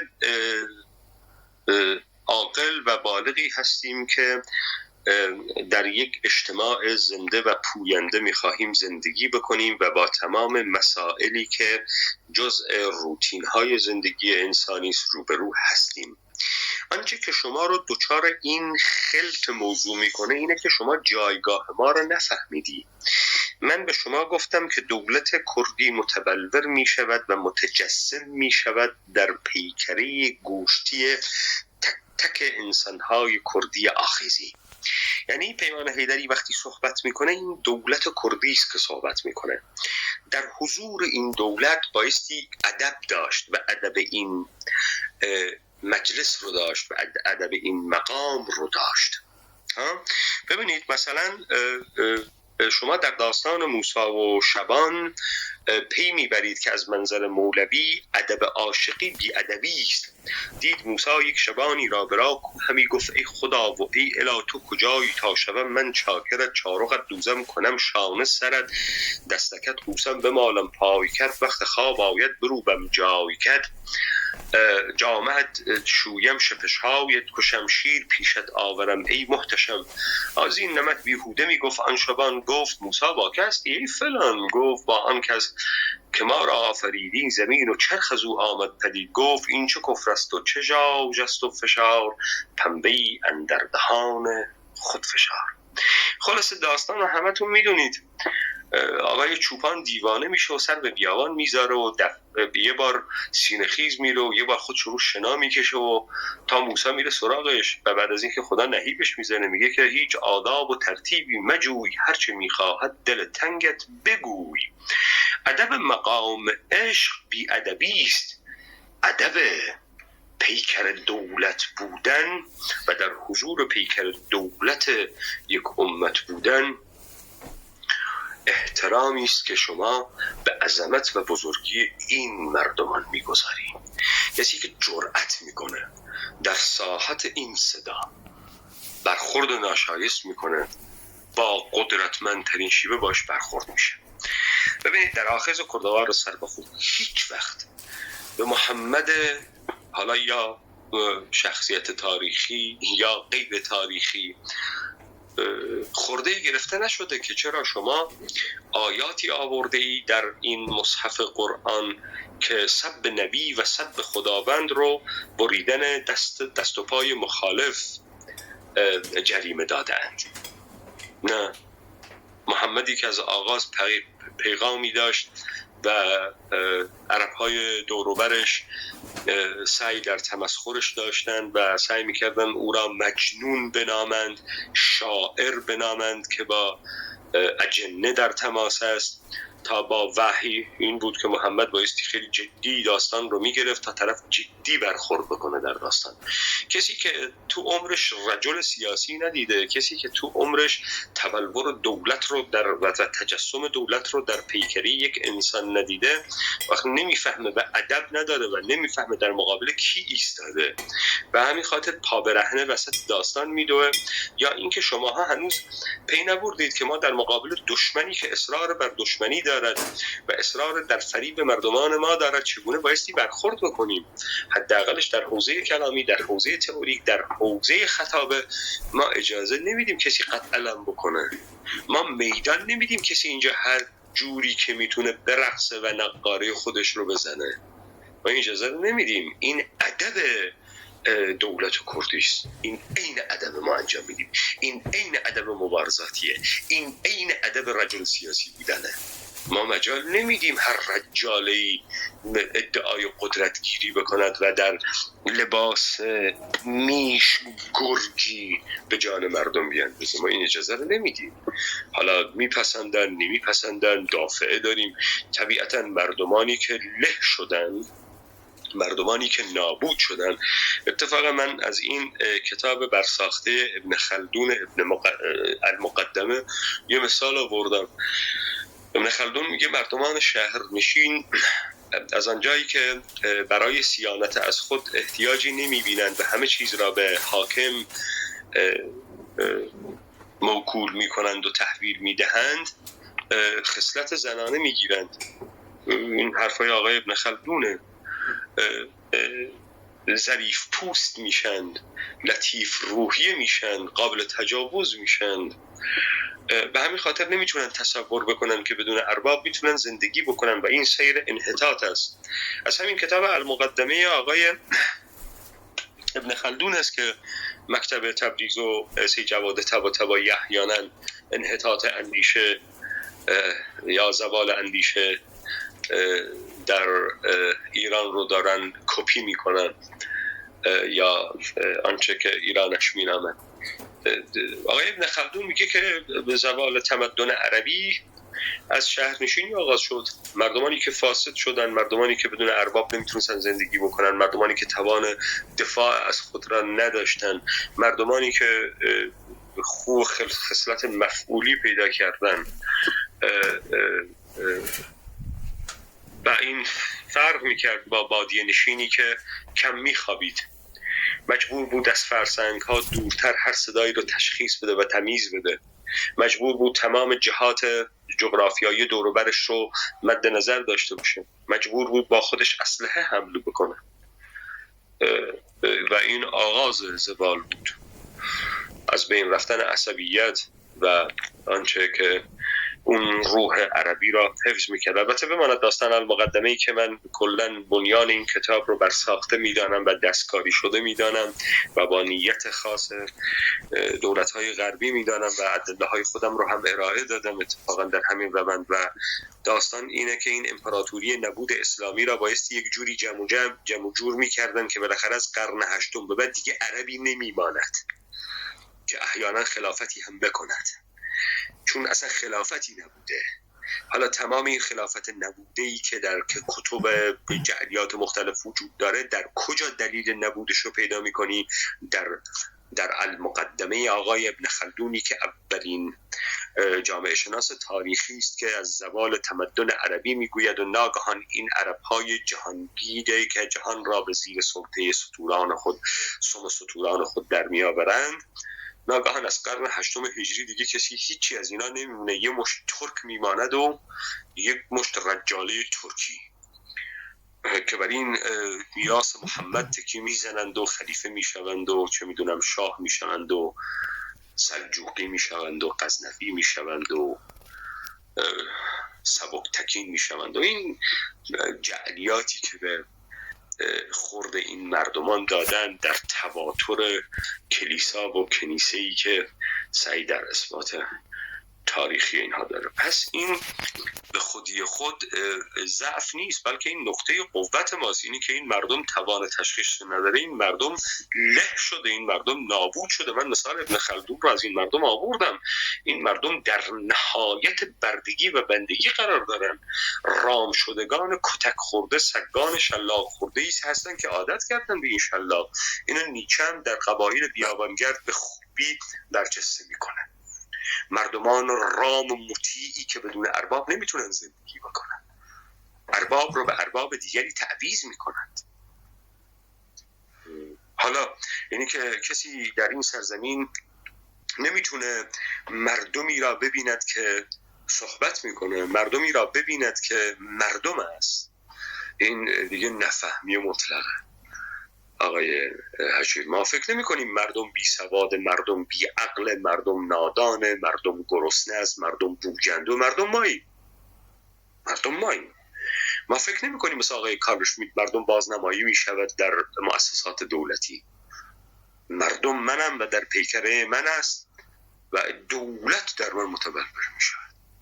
اینه که این مردمان کتک خورده، رعیت شده، مطیع شده، رام شده که توان خلاقیت و تفکر ندارد و انسان به مثابه دانایی و این همانی دانایی نیست، طبیعتاً گارد میگیره. ولی کار ما این نیست که همرنگی اینها بشیم. که شما میخوای مردمانی رو نابود بکنی، بایستی الیت و دانایان اون مردم رو نابود بکنی که کردن در سرزمین ما. مردمان ما بیشتر شدن، براشون الیت های برساخته کارمند ساختند. حالا برای اولین بار اینا روبرو میشن با انسان حقیقی کردی. به طبیعتا مخالفت هایی هست، ولی آقای حجیر اتفاقا برادر مسلمانی یه روز اومده بود در این کلاب و ما میگفت که آقای حیدری، من همچه شما و یاران شما رو میبینم و کسانی که داعیه دشمنی با شما رو دارند رو میبینم، یاد صدر اسلام و تاریخ صدر اسلام میفتم. اینی که این سران مشرکین قریش همگی از محمد بد میگفتن، بعد شبام عادت کرده بودن به این کلام محمد و دوست داشتن کلامش رو، همگی میرفتن گوش بدن و همدیگر شناسایی میکردن، میگفتن تو اینجا چی کار میکنی؟ آیا ابو جهل تو که میگفتی آدم بدیه.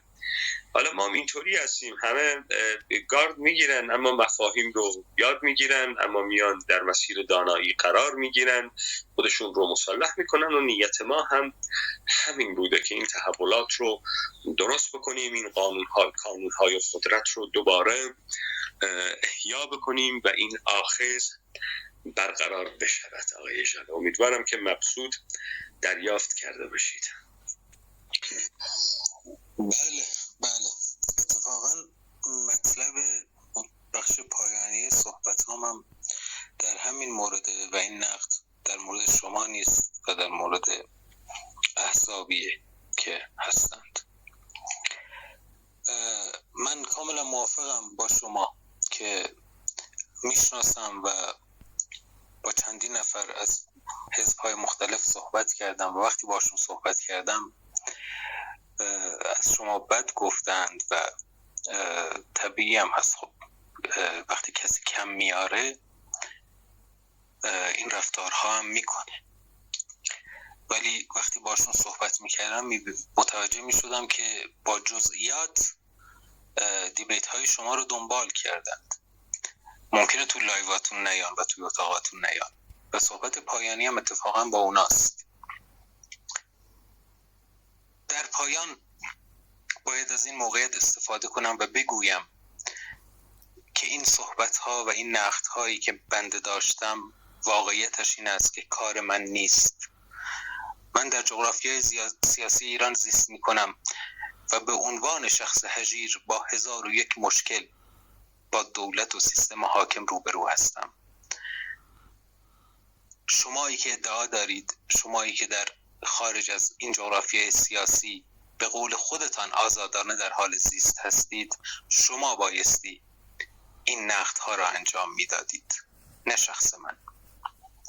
از همینجا واقعا از منتقدان، از کسانی که ادعا می کنند که نظرات شما اشتباه است، در تمام احزاب کلاسیک کردی از جانب خودم دعوت می کنم که به بحث با شما بپردازند و بسیار خوشحال می شوم که کسی در این احزاب باشد که بدون شعار و افسانه سرایی شما را به چالش بکشد. اما این را نیز خوب می دانم به عنوان شخصی که علاقمند به فلسفه و سیاست است، به عنوان یک فرد مستقل که هرگز عضو هیچ گروه و دسته و حزبی نبودم و نخواهم بود، در تمام دنیای سیاست احزاب کردی من کسی را که توان به چالش کشیدن شما را داشته باشد نمی‌شناسم. ولی امیدوارم که من اشتباه کنم و باشند کسانی که توانایی به چالش کشیدن شما را داشته باشند.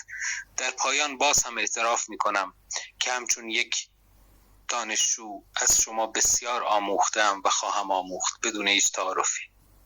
مرسی آقای حیدری، من تمام صحبت هامو کردم. ممنون بازم از وقتی که گذاشتید و مفصل و کامل جواب ابجکشن های من رو دادید. در نهایت خب قضاوت با شنوندگانه و امیدوارم که روز به روز همه ما دوستان تلاش کنیم که صدای شما بلندتر بشه و صدای شما رو افراد بیشتری بشنوند و بازم ممنونم از شما.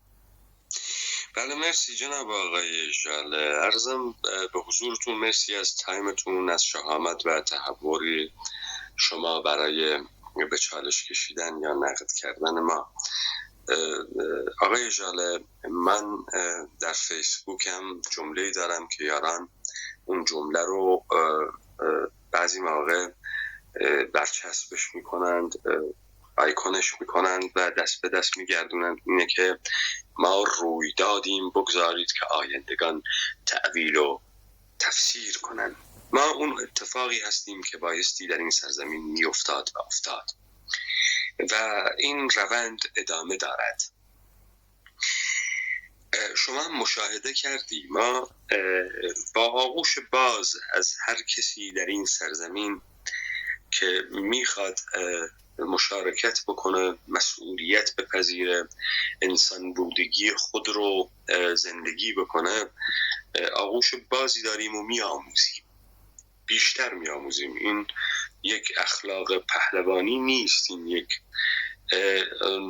نرم زیرکانه انسانی است که ما رو توانمندتر میکنه و ما خیلی استقبال میکنیم. اما همونطوری که خدمتتون عرض کردم مجال انحراف رو به هیچ کسی نمیدیم و اجازه نمیدیم کسی در ساحت امت کردی پا برهنه، بی ادب، بی نزاکت و شلخته باشه. به همین خاطر برخورد ما با دیگران فرق میکنه. همونطوری که شما مثال آقای مرحوم بهرام رضایی رو آوردید، من رعایت سن و سال آقای بهرام رضایی، تعلقات خاطره ایشون رو و تاریخ زندگی ایشون رو کردم و براشون هم نهایت احترام رو به جا آوردم و بعد یعنی بعد از اون دیبیت هم باشون صحبت کردم و بهشون گفتم که کلی سعی کردم که رعایت حالشون رو بکنم. ببینید ما دشمن مردمان خود نیستیم، ما مردمیم که مردم بودگی خود را میدانیم و اشراف داریم به مردم بودگی خود. اما خب کسانی هستند که و اغلبیتی هستند که از این مقام مردم بودگی خود رو دور کشیدن و زیرکانه یا نادانانه به دام تقسیم بندی های نظام سلطه جهانی و نئولیبرالیستی افتادن. به همین خاطر در پوزیشن های مختلف خودشون رو تقسیم میکنن و خودشون رو میبینن. دوست دارن که مردم نباشن، چون از نظر اونها مردم بوجند، مردم بیسواد، مردم نادان، مردم فقیر، مردم فلانه. ولی ایشون دکتره، ایشون مهندسه، ایشون لیسانسه، ایشون فرق میکنه با بقیه.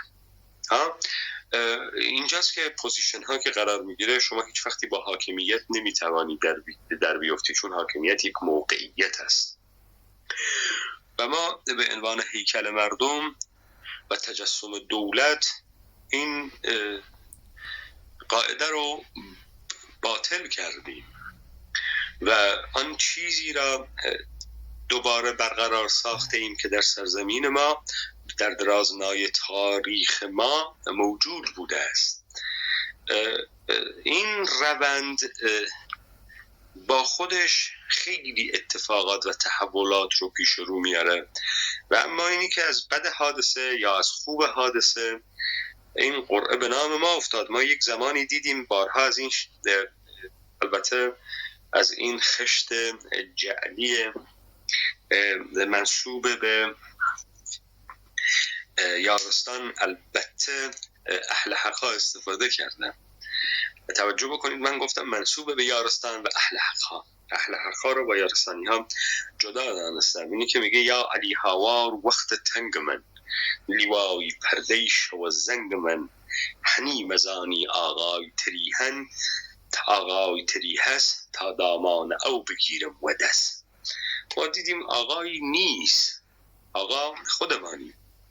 ما بایستی کاری بکنیم. کسی نیست که بهش تکیه کرد، کسی نیست که باید بهش تأثیر کرد. ما بالغ شدیم، ما متاسفانه بزرگ شدیم یا خوشبختانه. بایستی به زانوان خود تکیه بکنیم. ما هستیم که دنیای خود را میسازیم، ما هستیم که بر اساس خیال و ایمیجینیشن و تصورات و تخیلات خود در سیر حیات انسانی من می توانیم آن باشیم که بایستی باشیم. به همین خاطر خب طبیعتاً دشمنی ها در پی داره، طبیعتاً دشمن از پا نمی نشینه. شما دارید مشاهده می کنید سپاه پاسداران کلیپ های منو میگیره میبره استفاده میکنه به نفع احزاب منتسب به کرد استفاده میکنن. شما میبینید که هر جوری اینها میخواهند با متن ما روبرو بشن بیشتر در باطلاق فرو میرن، چون این یک داستان حقیقی است، یک روایت حقیقی است و یک روایتی است که با انکانچز انسان‌های این سرزمین و کالکتیو انکانچز انسان‌های این سرزمین درگیر است. این داستان بر صورت ممنون و سپاسگزارم از شما برای تایمی که گذاشتید، وقتی که گذاشتید. اگر کم و کسری هم بود شما به بزرگی خودتون میبخشید. من هم آرشیوی در دست نداشتم، مثل شما از سر کار برگشته بودم با همون خستگی که شما دارید. اگر هم موافقید یا تشریف میبرید، میدونم دیر وقته، اگر دوست داشتید میتونید نظرات دیگران رو هم بشنوید یا کمکی به نقد شما بکنند، یا اگر بفرمایید که نمیدونم روند کلاب به چه صورت میشه. آقای فواد اگر هستند یا نه، یا کس دیگری میتواند بیاد، من نمیدونم چه اتفاقی میخواد بیفته. در صورت در اختیار شماست آقای ژاله و شما بفرمایید. ممنون آقای حیدری. من احتیاج به گفتن ندارم، خودتون میدونید که چقدر ارادت دارم نسبت به شما و اینکه حقیقتش اینجا ساعت 4 صبح. اگر میخواید مثلا اتاقی رو بذارید دوستان منو سلاخی کنند بذاریم برای فردا، چون واقعا الان دیگه دیر وقت.